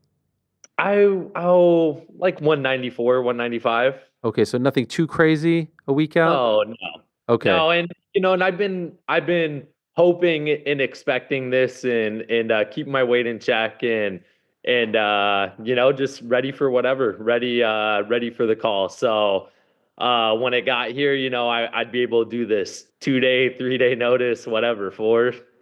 That roller coaster, Saturday, Sunday, Monday, it's on, it's off, new opponent, all that stuff. How are you handling all of that? Because this is something you want so badly. You're on the cusp of finally realizing a dream of signing with the UFC, and it's there, it's taken away, it's there. In the midst of all of this, are they saying, "Hey, if this doesn't work out, you're in," or are you in only if this works out for the Seattle card? No, I knew it was going to be a short notice situation. They kind of informed me that after my fight in LFA before. So it was more so this was just an awesome opportunity, and even more so with Paige competing here next week too. So we were like, man, it'd be really cool to fight, turn around, and then have her go compete as well. So when it was in question, I was definitely let down and bummed. But my coaches, my team, we stayed the course, and they just told me like, "Hey, if we do a week of a weight cut and it falls through, you can do that, and it's no big deal." And I just had that mentality the whole time. When I got the call Saturday, there wasn't ever really a point where I took my eyes off of not fighting Saturday night in Seattle. So I just kept that mentality the whole time. Were you familiar with Nikolai Vretnikov when you were offered him in the end? No, Okay. but it didn't matter who they were gonna offer me. I was saying yes. So, of course, once we finally got it locked in, we were able to study for a day or two and game plan a little bit. But yeah, really not a whole lot of preparation to be done. Especially at that point, Tuesday night. I had to focus on making weight and getting my weight cut going and doing all that. So yeah, it was just go in and fight Saturday and whoever had the better game plan and whoever executed was going to go out and win. We often hear about octagon jitters, UFC jitters, especially for debutantes. And going through the week, the media stuff, the check-in, all the stuff that comes with becoming a UFC fighter, especially for the first time, because you have been through that sort of process with your wife, Paige. Was all that somewhat familiar? Did you not feel those jitters that perhaps someone who is, fresh to the scene would feel?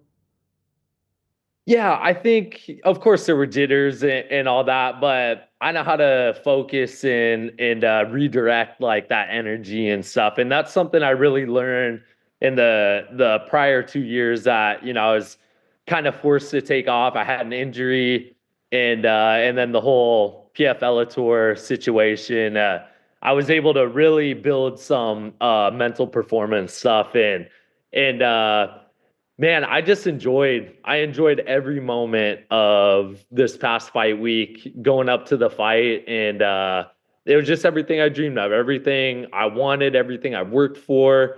And so when I walked out Saturday night, there wasn't really a sense of jitters or like scared nervousness. It was more excitement, like I'm ready to go do this and I'm on this stage now, and I just wanted to seize the opportunity. Can you explain the hiatus? Because your last fight in Bellator was in August of 2022, right? And then Yeah. you fight October of 2024 in LFA, and then it's this fight. Why was there such a big break, and why did you not go over with the Bellator guys to PFL? So after the fight in August, well, I think it was like the first punch I threw, I shattered my hand. I had to get two pretty good operations done on my hand. So, really that took a year just to come back fully and stuff. And then with all the questions of, I was trying to get a fight with them, I was trying to go, but we kind of ultimately decided we could see where everything was moving towards, and we're like, let's try to get out, pick up a couple wins, and then try to make a run at the UFC. Okay, and so that was always the goal, right? Like you went to LFA with the thought in mind that this will get me to the UFC? 100%, yeah. And whatever it was going to take, one fight, two fights, three fights, whatever, I was going to go and do what I had to do to get there. We don't often see the former title contenders in major organizations go back to LFA, right? Like, but LFA is usually the place where people go to kind of move their way up, then to get to the big organizations. For you, we all have egos. So, like, what was that like to kind of take that route, that detour? Man, I'm a fighter, and I just got the fighter mentality in whatever promotion. There's for me, no ego. It's just go out and I'm competing against another man. Same thing as this weekend. I wasn't fighting the UFC. I was fighting Nikolai Veredikov, or however you say his last name. So that's just the mentality I have. It's not the promotion, not the stage. It's me versus this opponent, and I think that's what kept me headstrong for the whole thing. And like I said, prepared to do whatever I had to do to get to the UFC. I'm sure there was a part of you over the last few months seeing all this drama surrounding the PFL guys who came over from Bellator being like, "Oh, thank God I don't have to deal with any of that."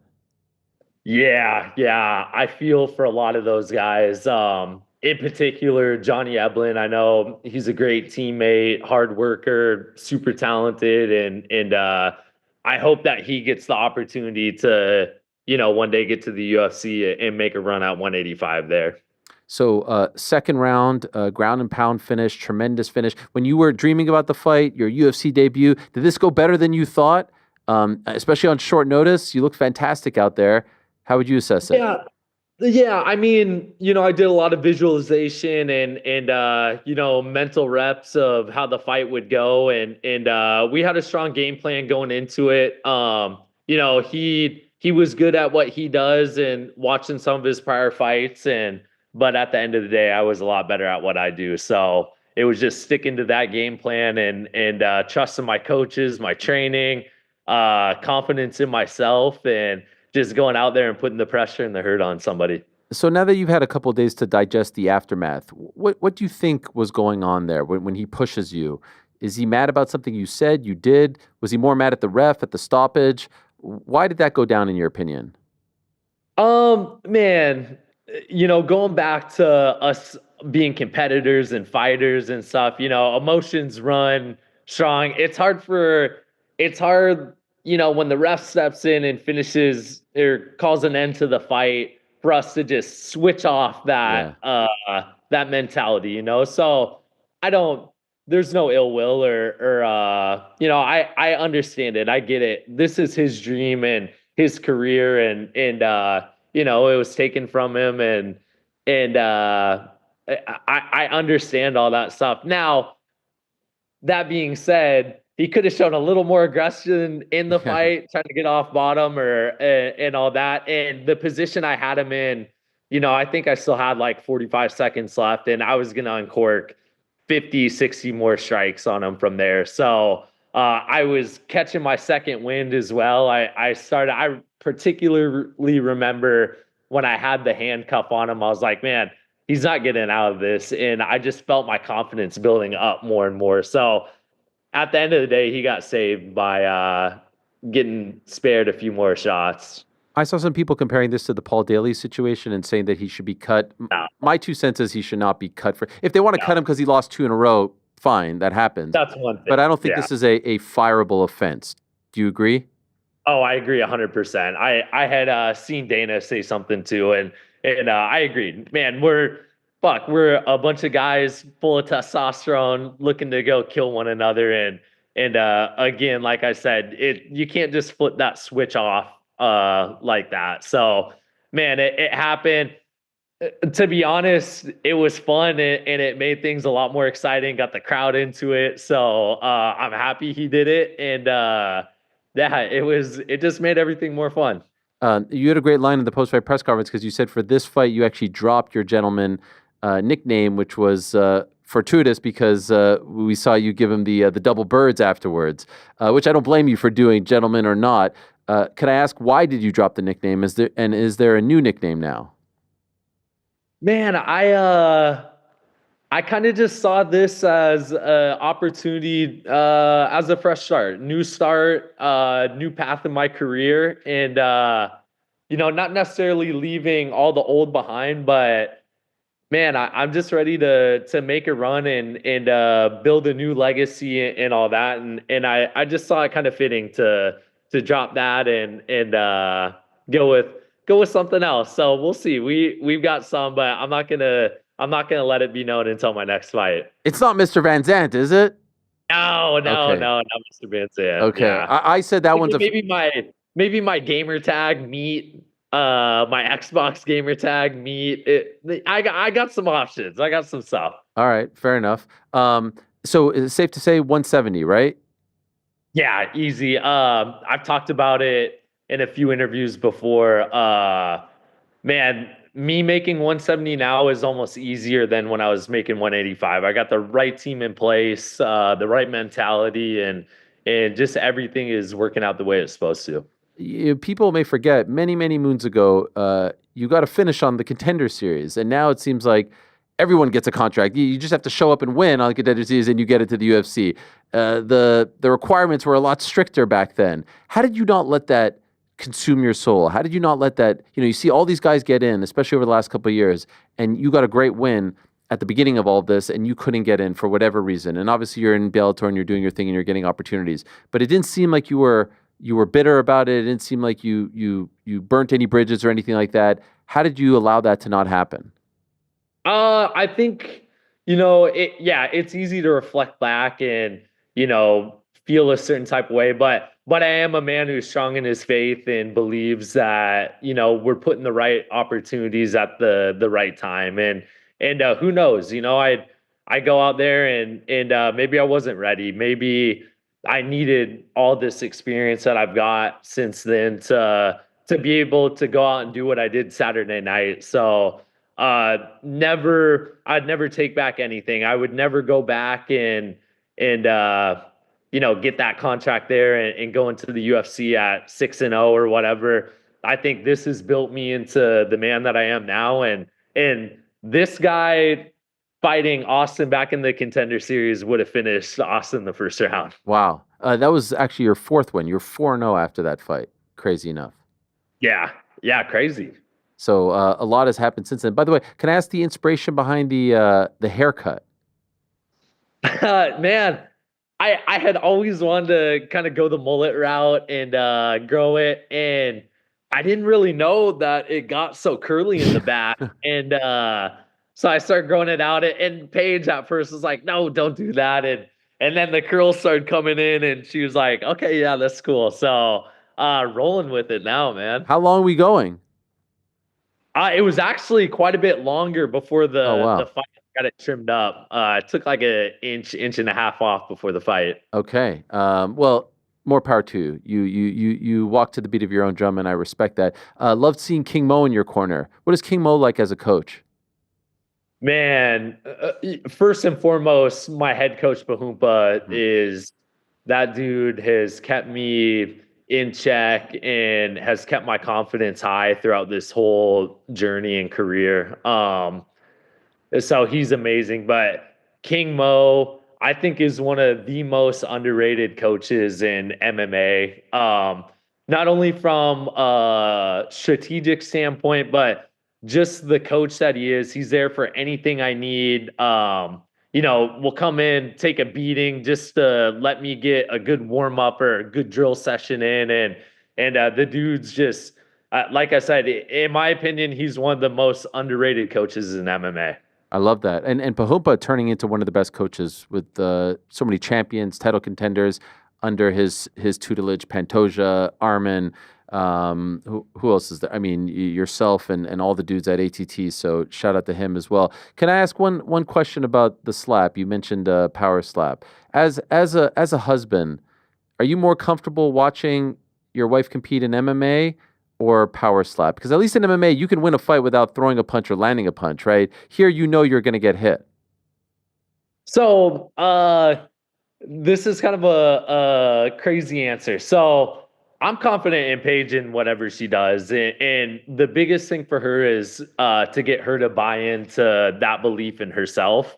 The thing that I love the most about power slap is it's something she loves to do, and it's something that she's very confident going in to do. So for me, I love watching her go do it because she gets to go out, express herself, and have fun competing again. I think she lost a little bit of that joy in competing, and this has actually really revitalized that drive for her, and just something she can go out and have fun and land some slaps on some girls. All right. Respect. When do you want to return? How quickly?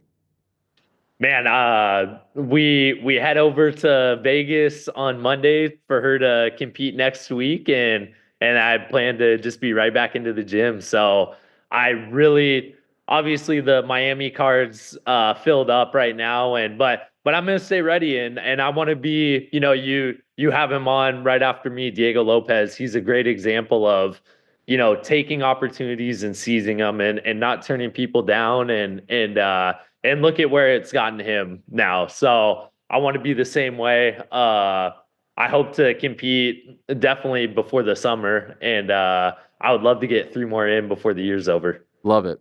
Delighted for you, Austin. Congratulations. Well done. Yeah. And so happy and can't wait to see how you do at 170 in the UFC. Congrats and good luck in the next few months, and good luck to Paige as well in the next couple of weeks. Awesome, brother. Yeah, always good to see it. You're my 8th favorite Canadian. So wow, what an honor. Yeah, I thought maybe you would rock up, by the way, with the Helwani boxing shirt, but not sure if that's. Dude, you gotta send me another one. Oh, you lost it? Yeah, I lost it, dude. All right. I'm a sweater, dude. I sweat through those. Yeah, but I would love to get another one. I got you. Awesome, man. Thank you, Austin. Take care. All right, brother. Congrats. There he is, Austin Vanderford. Big win for him. UFC debut, and this comes, by the way. Wow, 7 years. Almost 7 years in July. 7 years. Holy shit. It's been 7 years since his Contender Series fight. He beat Angelo Trevino via rear naked choke. You get that performance these days on Contender. I don't know why they've changed the criteria. Maybe they just want more fighters. I don't know what it is. But he almost certainly gets into the UFC with a performance like that. Didn't happen. Goes the Bellator route. Fights for the belt in Bellator against Gegard Mousasi 3 years ago. Actually, 3 years ago tomorrow. How about that? February 2022, February 25th, 2022. Fought Mousasi, came back later that year, fought Aaron Jeffrey. Didn't go his way. Broke his hand, as he said. Didn't fight for 2 years, a little over 2 years. Beats Victor Romero and then gets this opportunity. I saw some people saying Veretnikov should get cut from the UFC. Really? Have you all gone soft? A push? Come on. That that ain't Paul Daly. Listen, I'm happy to point out discrepancies in the way things are done, but that ain't a discrepancy. Paul Daly punched Josh Koscheck after the bell. A shove is not a punch. And if everyone's getting, if everyone's getting the boot for a shove, then like we're screwed at weigh-ins and whatnot. There are shoves left, right, and center. No chance. Well, he lives in the Miami region. Perhaps he'll go on that. Now, the Miami card is pretty full. It's a nice one, that Miami card. It's a nice one. Dan Ige against Sean Woodson. Darren Elkins against Julian Erosa.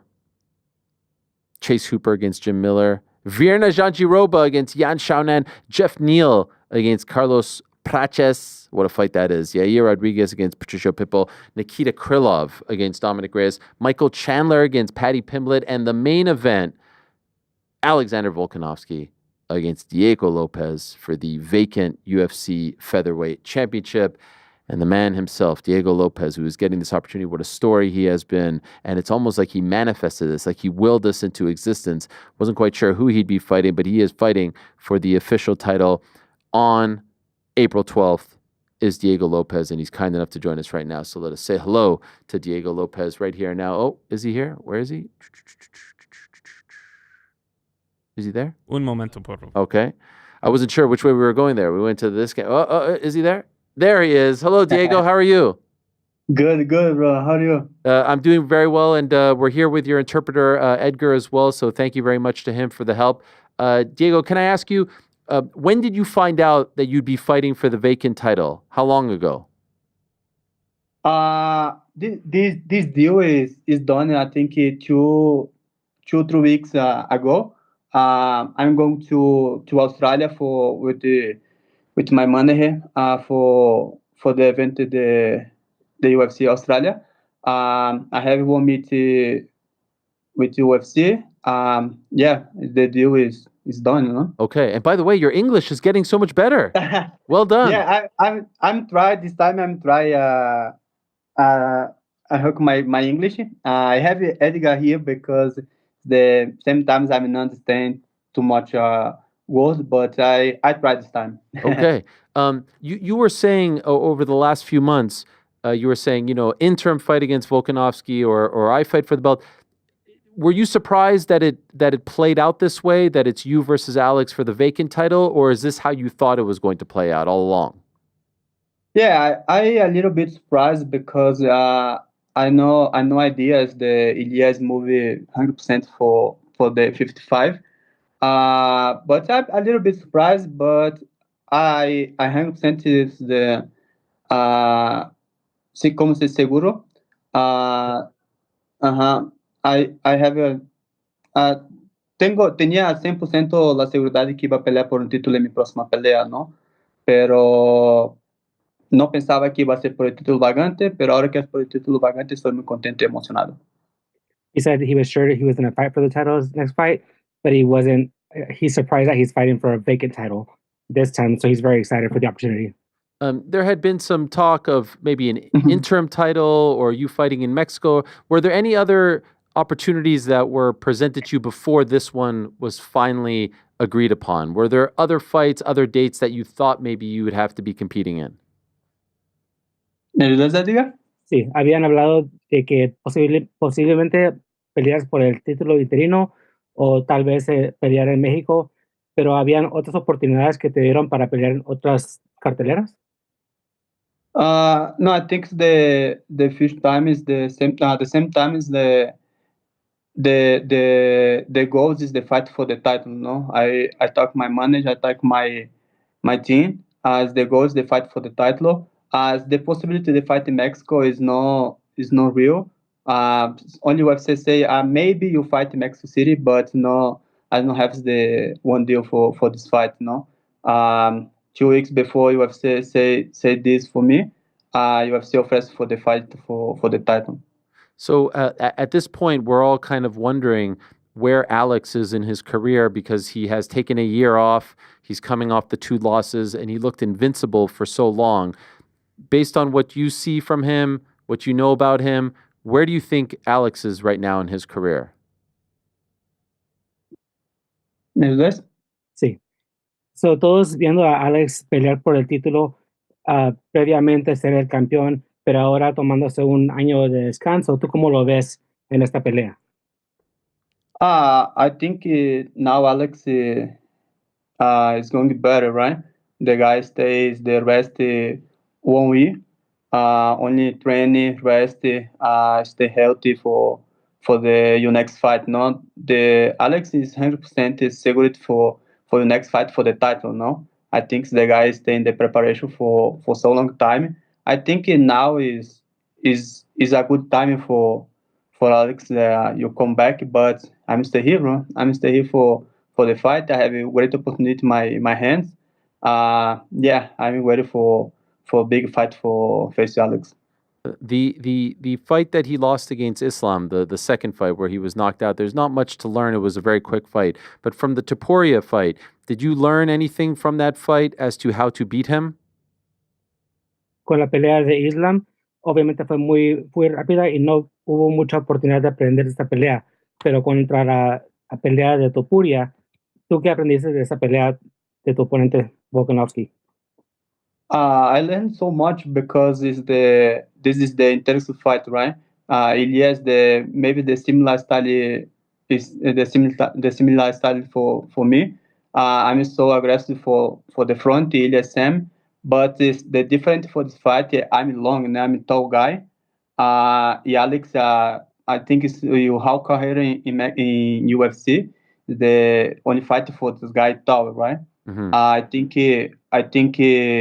it's different fight the Alex and the Ilya, but I like it. I like the fight in the close distance. I think it's a good fight, no? What do you say, Diego, to people who say that that Movsar Evloev should be next? I know I saw you on Twitter. You were going back and forth with Aljamain and Movsar. It's spicy. I like it. What do you say to those people who say that Movsar should be fighting for the belt next and not you? Bro, it's tough because the guy have I think 90 win UFC in 90 decision. I think 3 or 4 split decision. I think the people is not like this, no. I think the people like the entertainment for this fight. Is the guy has the good fight, right? 100% Movsar deserves the one fight for the title, but I think this time is my time, you know. This time is my time. Is the same times we have say call me, okay, I need you for one short notice. Okay, I'm stay here. I'm takes a lot of risk for this opportunity, no. I don't know. The have one guy in the division is the Tom take a lot of risk in 2024. I'm fighting three times in 6 months. I mean, wake up 5 times for the last year. Yeah, I'm taking the risk for this opportunity. No, this opportunity. And if we would have talked, Diego, that fight against Movsar was 2 years ago in May. It's been less than 2 years. You're going to fight for the belt, for the vacant title. Would you have believed it would all happen this quickly for you, or are you surprised by all of this? I think I'm not surprised because I worked too much, you know. I accept the whole fight UFC put in front of me. I say yes for whole decision for UFC. Yeah, I'm not surprised. Now I'm number 3 in the rank.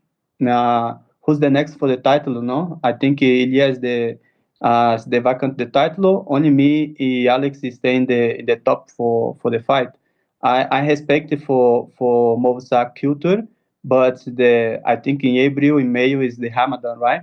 I think it's the guy not possible for the fight the próximo 2 months. I don't know, but there. UFC send me the opportunity. I'm waiting. So at this point, if you win the belt, will you feel like the official champion, or will you only feel like the official champion if you beat, who was the champion, Ilya? How do you view the title? No, I feel huge champ because the title is vacant, right? I'm facing for the best guy the whole time in the division. Alex is staying the top so long time. Only one loss in the 145. The guy have five defense for in the title. I think is I'm going this fight is I'm a real champion. Are you surprised Ilya vacated the title? I'm not surprised because in October the last year, Ilya said that your goals you move up after win is the max, right? I'm not surprised, but yeah, this is your decision, right? Yeah. And do you think there's any scenario in which he doesn't fight for the belt at 155? Like, why would he vacate the title to not fight for the title at 55? How do you think that plays out for him? ¿Me ayudas, Erika? Sí, ¿tú crees que había una escena que Ilya pelearía por el título en 155? ¿O tú cómo lo ves esa división para él? Es una división difícil. La verdad, bueno, ya hemos visto que o UFC parece que no le va a dar la oportunidad de pelear por el título. Parece que va a tener que hacer una pelea más antes del título, ¿no? Y pues vamos a ver qué pasa. He said that 155 is obviously a very tough decision, and he doesn't think that UFC will just give him a title shot moving up to 155. He might have to fight one more fight before he even gets that opportunity, but let's just see how that plays out. Yeah. Is this a fight you would love one day, or if he's fighting at 55, you don't really think about it? Face Ilya? Yeah. 100%, no? I think Ilya is so young. I think he's the 27, 28. Maybe in the future, I have one fight for this guy. I saw you training with David Taylor, the great collegiate wrestler. What was that experience like for you? Bro, it's amazing. It's amazing experience for the training with David. The guy is the big legend. Is the wrestling in USA. I'm learning too much in the 2 weeks I'm staying in Oklahoma. I live in my body for how tough is wrestling, right? I'm training two 3 times a day in Oklahoma. David helped me too much.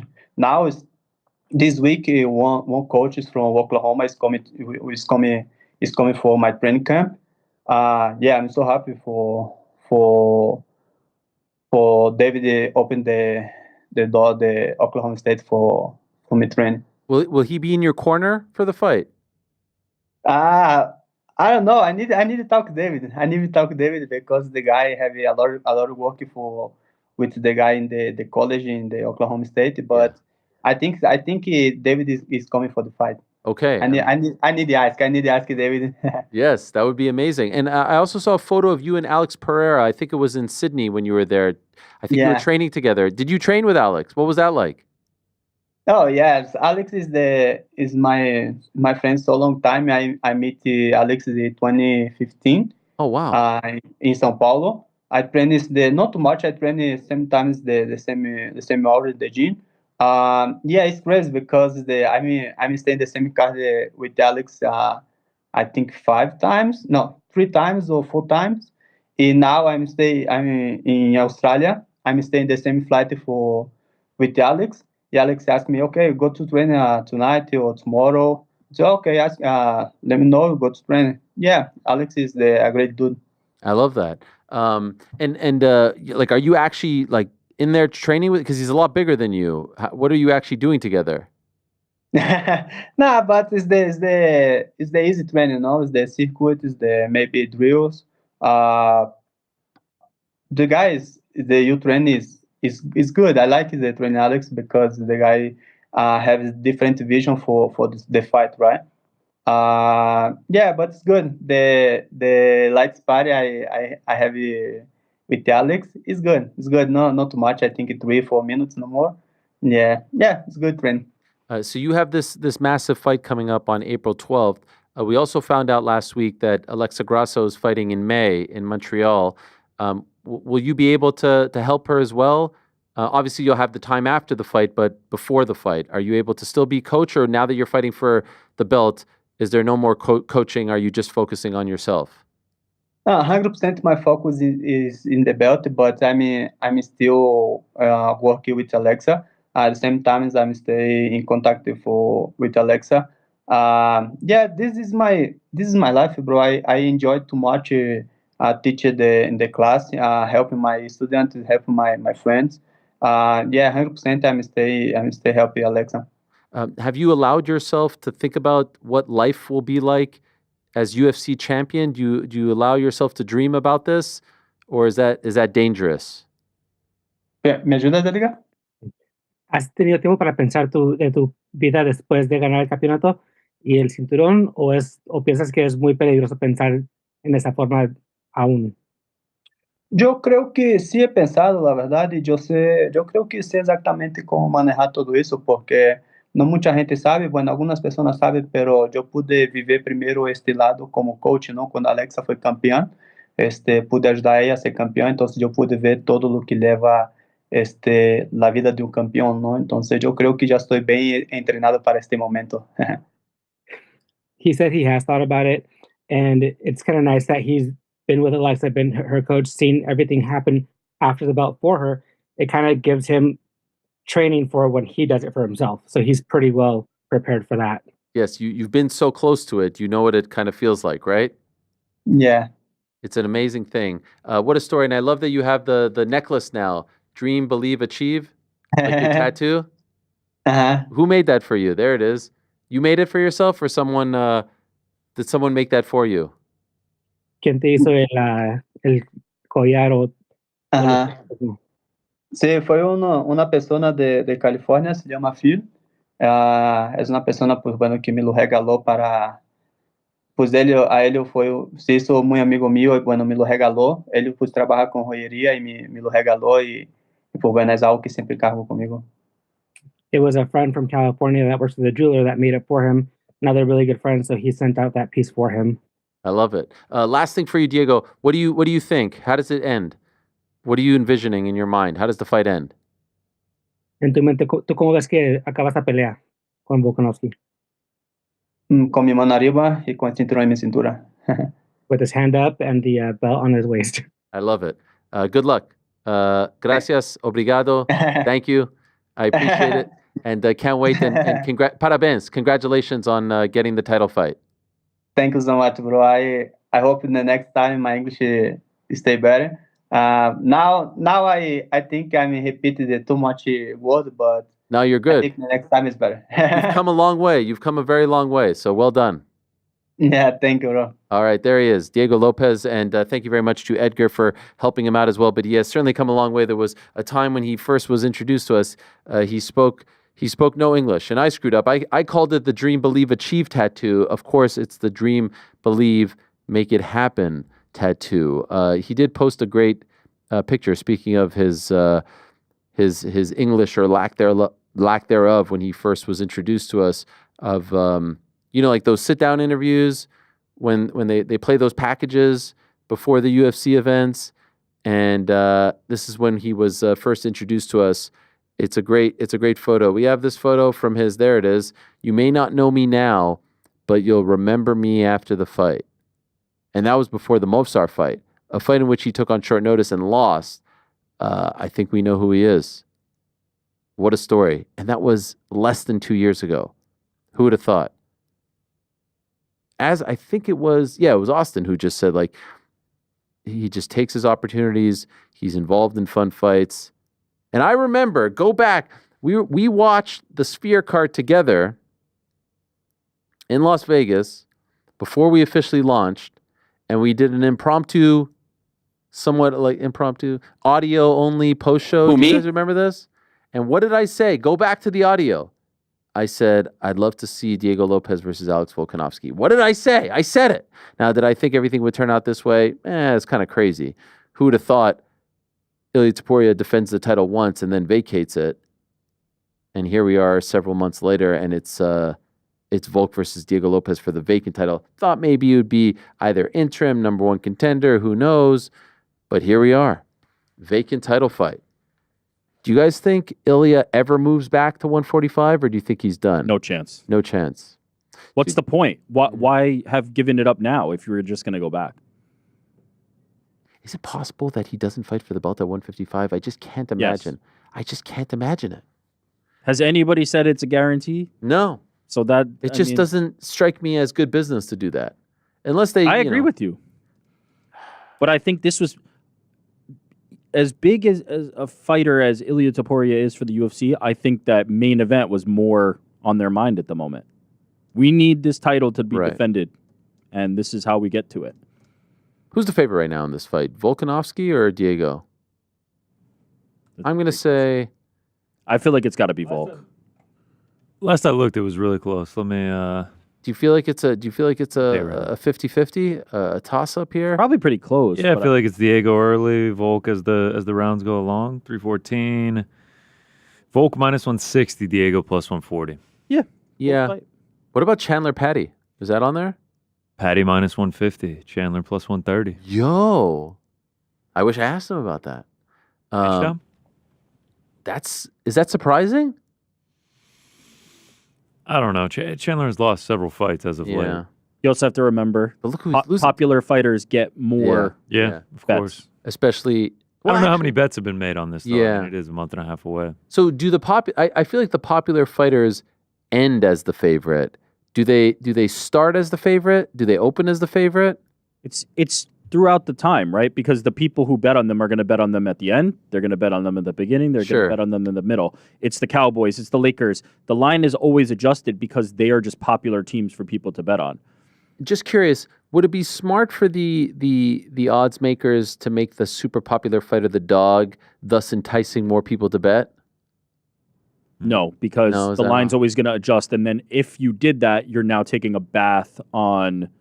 You're also picking a side there with you thinking Chandler would win. All you just want 50-50. Odds makers want action on both sides of the bet, not... Because you're paying the juice either way to the book. Right.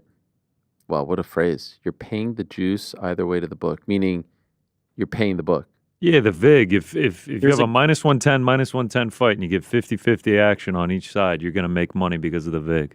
There's a gap, right? It's not plus. It's not plus 100 and plus 100. On a $100 bet, you're only paying out $91, and you do that for both sides. If you get 50-50 for each $100 bet, you're profiting $9 just by taking the action.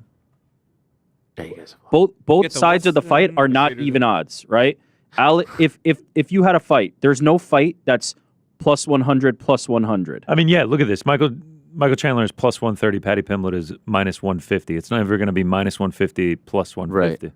So they make that difference because you are getting paid out less on your bet for each side by a fraction, by a small amount. But they make that on every bet because if they time it right and 50% or line it right, 50% on each side, they've now made that middle portion. So they're already making money from the juice, and then people just make losing bets all the time. And so now it's just a money printing. So you get it now, right? Yeah, absolutely. What's Okay. a VIG? What's a VIG? This is truly the moment I have been waiting for. All right, well, I can't wait for that. It's a great card. And then you got Pitbull and Yair. I can let you know that both Yair Rodriguez and Patricio Pitbull are scheduled to join us tomorrow on the program.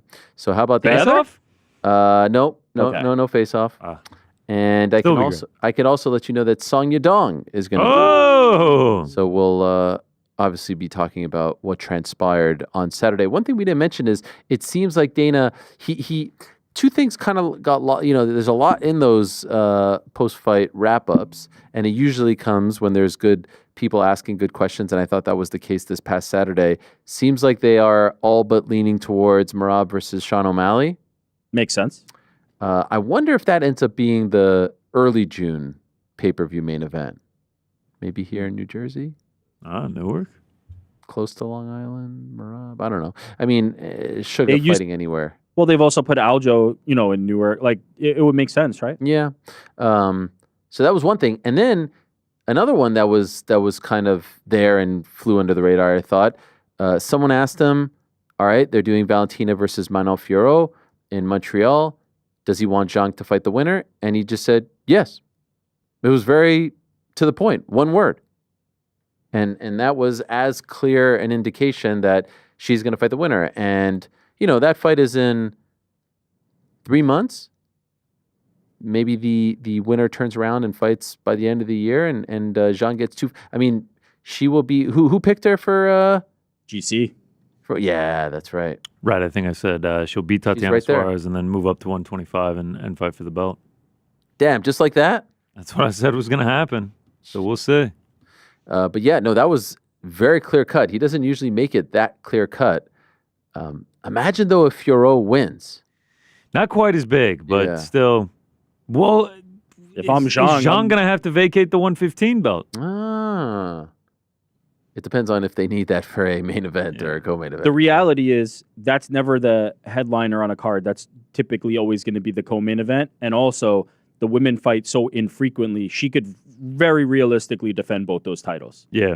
There's really no reason to vacate the belt. Or did Jandiroba Yan Jianan on 314 just become the de facto strawweight title? Yo, 3 title fights on the card. Think about Amanda Nunes. Like, they just let her hold those belts. Now, granted, one by the end became kind of a bit of a farce, but I think Zhang could hold both belts if she's able to wrestle it away. There's no rhyme or reason. No. There's no rhyme. They'll let John hold the belt for as long It's all the schedule. It's all the schedule. The next pay-per-view is headlined by Magomed Ankalaev versus Alex Pereira. Did you guys see the footage of Alex Pereira yes. training with one Glover Teixeira in the snow, I believe, yesterday? Now, I will say, temperatures a little milder these days. Wow, are you downplaying him? No, I just want to let you know we're not in Siberia right now. That's like is that all? I mean, I think there was a good amount. I think there was a point where Glover falls. Yeah, I want to see this whole thing. Look at this. Look at Glover. I mean, how much warmer though are we talking here? No, listen. I'm not. You're poo-pooing. No, this guy's wrestling in the snow. What was he yesterday? 40s. No, Ankalaev says he's ready to do this for 25 minutes. Yeah. Tough critic. Let's do you get think, you John? out there. You get out there. I want nothing to do with that. Barefoot, no. Is there more? I want to see more. Is there more? How cold are you in that studio? I think that right was now? it. Listen. Yeah, you're freezing, and it's like 72, right? Maybe 68. But I thought thermostat's up to 90 in the Helwani household. I love the stage of life. But we saw the little message there from Magomed saying, you be prepared to do this for 25 minutes after saying previously, yeah, we'll strike. For sure we'll strike. Yeah, we'll strike. I don't believe that for 1 second. I got a message from someone. Where did I get this message? Gosh, I don't remember. Someone said, please address was it Twitter? Someone said, everyone loves to talk about Alex Pereira striking and whatnot. Please address the fact that Magomed Ankalaev is the best striker that he has ever fought in the UFC. Huh? And I was like, what? Magomed Ankalaev? He's a good striker. I think he's underrated. I mean, have you heard of this guy? Yeah, what? No. Yuri's a little unconventional, but like he's got some pop there. The convo begins and ends with Izzy. Like it's just not. It's not even champion, debatable. Former champion, current champion. I mean, I don't know. It's all be settled in a week and a half. Damn, it's coming fast, huh? That's UFC 313. What are we looking at with UFC 313? UFC Hooker Gaethje. Oh yeah. Ooh. Yeah, what's going on with that one? Did you see that they said now maybe it's a 3-round? I have to look into that. What is this? That's what someone said, and someone asked Dana about it. Said that. Let's call up Hooker. Yeah, I need to see what's good, man. Ignacio Bahamondes, the pride of Chile. Oh yeah. Take it on Jalen Turner. Well, Typology still says 5 rounds. Yeah. They don't change that stuff. No. Mauricio Huffy looking to keep the fighting nerds. Yeah. At least the men's fighting nerds undefeated. Yeah. Going up against King Green, Jalen Turner. Going up against your boy Ignacio. Yeah, pride of Chile. Shout out. Not as deep as maybe 314 is. No. Certainly not. But I like the top 2. Top 2 are great. Top 2 are fantastic. You get a fighting nerds guy, and you get Ignacio Bahamondes, the pride of Chile, on there too. 312 was 312. I like the top 2 and 312 also. Yeah, I mean, didn't really pan out, but but it could not pan out in who knows? In 313. 312 was the best 312 of all time. And then Magomed Ankalaev could implement as well for 25 minutes. You never know. The greatest 312 of all time. What do you guys think Michael Chandler was talking about when he said he's got some big summer plans? Some beach, some pool. You think he was referring to that? Yeah, just chilling out, having a cocktail by the poolside. Do you think they're still dangling the? No. All right. You knew where I was going with that? Yeah. I don't think he's still that wasn't a brain teaser there. Not even a month ago, Connor's on video with Logan and Jake and being like November. I don't think there's any chance for summer. And by the time July hits, it will have been 4 years since we last saw McGregor in the octagon. Wow, that's crazy. So you guys are saying it's never happening? I've lost. Yeah, I've lost faith. Wow, I've lost faith. But Michael has. I've held out for a long time. I've lost it. Hey, as a man that bet will Conor McGregor fight in 2024, I lost that bet, and I've now lost faith. Yeah. Did you bet it for 2025? No, God, no. I'm now in the camp that I will believe it when I see it. The odds on that are probably pretty tasty, though. Plus I bet. 1,000, plus 10,000. Yeah. Is it really plus 10,000? No, Oh my God! I'm just kidding. I wonder though. I'm saying the UFC octagon. I think we'll see him fight again You do? at some point. Oh Maybe wow! not in 2025. I think there's a lot of people who think it'll never happen. No fight ever again? nothing, gloves, payment. Oh, I'm fight? saying UFC. No. Yeah, I don't know. See, that's I don't know, man. He's only getting older. Yeah. What a crazy thing. Who Yeah. would have thought? he seems more motivated to fight in BKFC than he does in the UFC. That's his baby. Yeah. I can get. I can see that. I bet if he was free and clear, he could fight in BKFC, or he would fight in BKFC. I agree with you. I think he will at some point. Oh yeah, but I'm saying he would have already. Yeah, like it would happen sooner. Yeah. I agree with that. What the hell is Platinum Perry? All right, gents. A fun day has been had. We have some super chats. Oh, we do. Oh, okay. whoa. Wow. Sorry. ZZ Big says, I know that you're a Quebecy. Oh, thanks. Will you be at UFC 315? Okay, so I was just gonna like make fun of this guy for saying it the wrong way, but in fact, Yeah, you read it the wrong way. I thought that was the only way that made sense. Quebecois. Quebecois? Now he spells it the wrong way, but you know. Yeah, that was the thing, and my dyslexia is not doing us any favors here. Will Oh, go ahead. Well, I didn't answer the question. Oh, all right. I mean, you're just. Oh, you just are you just took doing the this opportunity to explain how Are you just doing this to hear the sound of your own we gotta voice? move I on. mean, really? I don't think so. Wait, is he asking, will I be at the event or Yep. will I be in Montreal? Yep.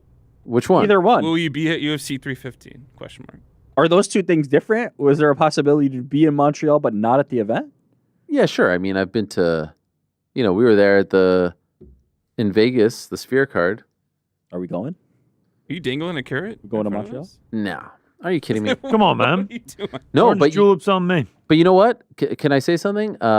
I love they're doing a bit of an old school on sale press conference on Wednesday in Montreal, which always is fun. Now I do feel for Mr. Jack Della, who has to fly from Perth all the way to Montreal, not only going from summer weather to extreme winter weather, but it's quite the trek. I mean, being honest. I like that though because it shows like they're investing in the market, right? Those were back in those days when they were doing those on sale press conferences, tickets were not just UFC's here, buy it. They're really showing, hey, we're coming back to Montreal.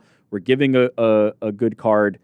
Come out, support it. I like that. Now I do some you're local right, media. like, that sucks for This used to be the norm. Remember This when used to be it. Remember it was the norm for fight nights. Yeah. They didn't have the fire burning as hot as they do right now, where they could just be like, yeah, we're coming. We don't care if you show up or not because enough people are going to buy tickets. But I actually feel like they're at that point right now. That's what I'm saying. But Yeah. I think this is a good faith effort for the Yeah, I people like of it. Quebec. I like that. I like it. Yeah, Because let's yes, see. they are there right now. Jack Della title fight. Crazy. Shout out. All right, what else? Bourgeois Alpaca ask the UFC. Wait, what? This is not bourgeois. This is Bougie. bougie. Doesn't bougie mean like the bourgeoisie? You're right. I just didn't want to get it wrong again. You're right, you're the right, you're French, right. they get slipped in here, and so you don't spell it like that. That's fair. That's Right, fair. All right. Okay. There's a limit then, I see. Chill Okay. out. Chill out. The UFC has given fighters PPV points without being champ before. Is there any chance they gave that to Taporia instead of an instant title shot? Put it up there for a second. Just digest this. If you put it back up there. No? Does it freeze? No, I don't know if they can hear you. Pop it back up there, Jordan. Yes. There they go. Yep, we're almost there. Oh, there it is. Nice.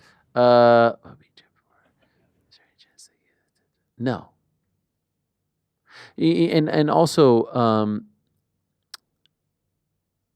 put it back up there one more time. What is happening right now? Do we need the little karaoke ball to walk you through? 4. Would Ilya be getting pay-per-view points for a fight with Islam? That's what they're saying. No, I think what they're saying is we're A still fight going to give you not pay-per-view against points Islam. if you fight like a Charles non-title fight. Oh, yeah, I mean, just his next fight is with Listen, pay-per-view. Ilya Taporia, a very smart man. He ain't giving up his pay-per-view points.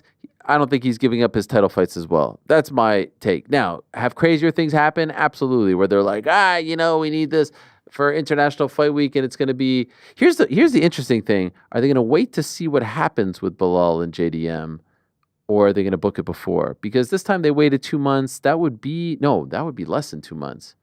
I don't know what They're waiting for Bilal and JDM to see if Islam goes up. Yeah. and then they slide. So Topuria is facing somebody not Islam for that title, and then Islam is moving up to 170. Yeah. I remember you might have been out when I talked about all of this. If I'm Topuria, do I want just any guy at 155? I feel like I want Islam. 100%, but I think he just wants the belt. The belt, yeah. I guess. Let's see. What else? Angel Palma. UFC should create more weight classes equals more champs. Yeah, but okay, well, first of all right, there's atomweight. There's not a ton of atomweights out there. There's strawweight men, not a ton. I know one championship kind of has that on lockdown. And then what are we talking about? We're talking about, all right, you'd create a 165, you'd move 170 up to 75, or you'd give the 70-pounders a chance to go down to 65. Some 55ers go up there too. 85 stays the same. Are you going to create a 95? Are you going to create a 225?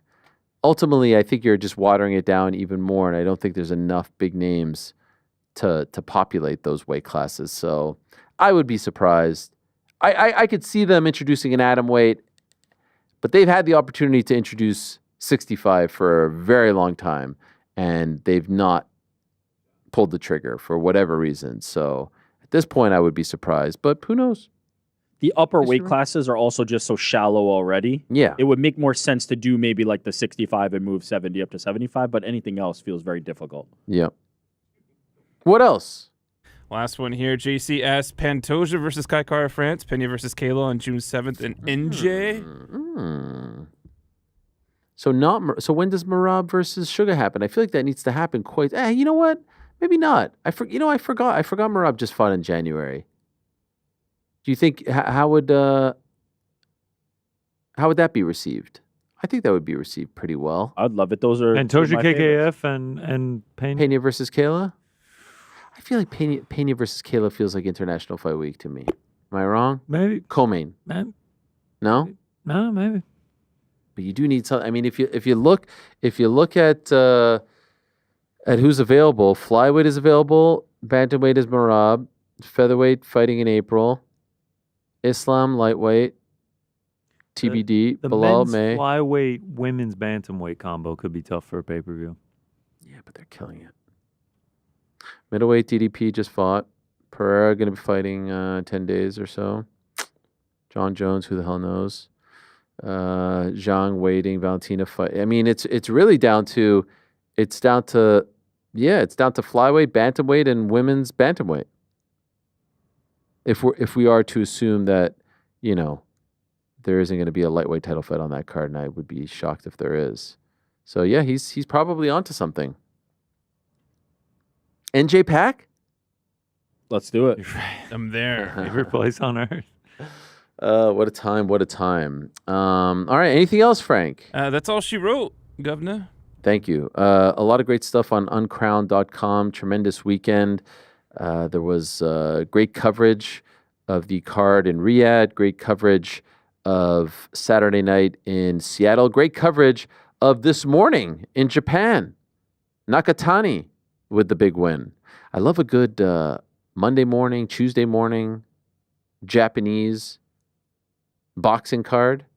Perhaps on a collision with Naoya Inoue, although they are saying Inoue's next fight is going to be in America, and I can't imagine Nakatani Inoue is happening or Inoue Nakatani is happening in America. That wouldn't make a lot of sense. So let us see. Also, great coverage of The Rock showing up on SmackDown on Friday. Just humming along, guys. A lot of things in the works. A lot of little bells and whistles, updates and gadgets. Has there ever been an explanation why the Japanese boxing cards are weekday events? I think they're. I meant to ask. I'm going to ask them right now. How about that, Frank? All right. I meant to ask why. Why do the Japanese cards seem to always be midweek? Very old school. A lot of people may not know this, Frank, but the fight of the century, Ali Frazier won, Madison Square Garden, March 8, 1971. That was, I do believe, on a Monday night. March 8, 1971. What day was March 8th, 1971. Monday. How about that? That's interesting. Big boxing events used to always be midweek in America. And then over time with pay-per-view and stuff like that, they pushed them to Saturday. But when I was a kid, it was always midweek. That's interesting. You were supposed to say, I didn't know you were a kid in 1971. Yeah, I mean, I was trying to do the math here, but... How much did you learn about the history of sports and sports broadcasting from Jim Lampley today? That was intense. Were you, should we have had Kleenex at the ready? You know, so we thought that, but breaking the fourth wall here, like, Mrs. Lampley was right there, right? Yeah. So we didn't want to come in, and then she's like, you know what, this is my... There was actually a heavy discussion and debate back here of whether or not we should rub them in. Because he might be insulted by that. I was trying to look like corner my eye. Like, are there any? What was funny is Andy kept I saying, think there's "Is maybe he some crying? paper Is he towels crying? or a toilet paper roll in there somewhere you could offer. No. Yeah, Just you're your right. sleeve? Maybe the Canadian flag. Toilet paper Jim. There were like 4 or 5 people in here. I opened the door after the interview. I felt like Kramer busting in on a party. Yeah. That was the decision. We were like, okay, there's people in there that know him better and love him. If it needs to be done, they can do it. I It's a bet bit of human They're emotion having a too, you know? conversation right now in the entourage. It's like, why didn't they bring you anything? Yeah. Like, Or we're maybe he treated- was don't like, shade why at didn't us. any of you bring me anything? We treated Jim very well. And We he was did? very thankful. And he said very nice things about you on the way out the door. Ah, what a legend. Thank you. I do have an answer for you on the Japanese cards. Let's hear it. The thought process is Japanese broadcasters prefer midweek cards because they rate better, unlike in America. Less competition. So that's like if Inoue fights over here. Yeah. Oh, weekday yeah. Card. Wow, in Yeah. America. And yeah, I mean, or is it like, nah, man, you've got to do it on the weekend. That's what these guys want. He's like, but my fans are all in. Put him on a Wednesday morning in Chavez Ravine. People go to, look, like, a Knicks game is on a Wednesday, Yeah. I would cater it to the Japanese broadcast market and do a midweek card here in the States too. No problem. No And timing? chance. There's zero chance if he fights in Las Vegas or something that they would put him midweek. Zero should. chance. Midweek, and then what time of the day? Yeah, that's the thing. Well, if it happens in the evening, it'll be morning there. So yeah, it's kind of weird because he is such a big star. I mean, he's arguably one of the most famous Japanese athletes in the world now. Obviously, Shohei Ohtani, #1, and there are others as well. But let me just see something. Thank you. What do you mean? Thank you. Any chance? Who? I'm just trying to get some intel. Just appreciate the effort. Yeah, no. Anyway, we'll talk more about this on tomorrow's Ariel Helwani program, which you can watch on DAZN. Like I said, Patricio Pitbull, Yair Rodriguez, Song Yadong, a tasty lineup on Wednesday. I'll tell you more about that on tomorrow's program. But for now, we shall say goodbye. There's something in the back of my mind, if I'm being 100% honest, that I feel like I need to talk about, but I can't remember what it is. Anyone seem to remember? I wasn't in the back of your mind recently, but There's got just something that I feel like, what happened? Knicks suck. Oh, jeez. That's in the front of your mind, I feel like. I'm very depressed. About the Knicks or just in general? Just in general. Oh, But that's the not Knicks great. have contributed stop to the my music? depression. John Silva is the man. Ari Emanuel is a billionaire. I don't know if you guys saw that. Read about it on Shout out to the crown.com. billionaires. Yeah, it must be nice. It must be nice, Ari. Did I ever tell you guys my story about meeting Ari Emanuel? My one and only time that I met Ari, it was in the media room practice facility at Barclays prior to whatever that card was. Maybe 212 or something like that. Anyway, he sees me, I see him, we lock eyes, we walk towards each other, and I say, hey, I know you, you know me. And I say, I always thought this sport was big enough for only one Ari, Ari short for Ariel. But for you, my friend, I'll make an exception. And you know what he said to me, Frank? Do you know what he said to me, Ari Emanuel? What did he say to you? Let's hug it out, bitch. Nice. You know what that line is from? I don't. Entourage. The character Ari Gold is based off of Ari Emanuel. Yeah. He actually said that? He gave me the line, yes. Wow. And we hugged it out, and here great. I was thinking, wow, life is going to be so great. Never saw him again, never spoke to him again. Thank you to all our guests. appreciate you all very much. Thanks to them. Thanks to you. Back on Tuesday. Peace.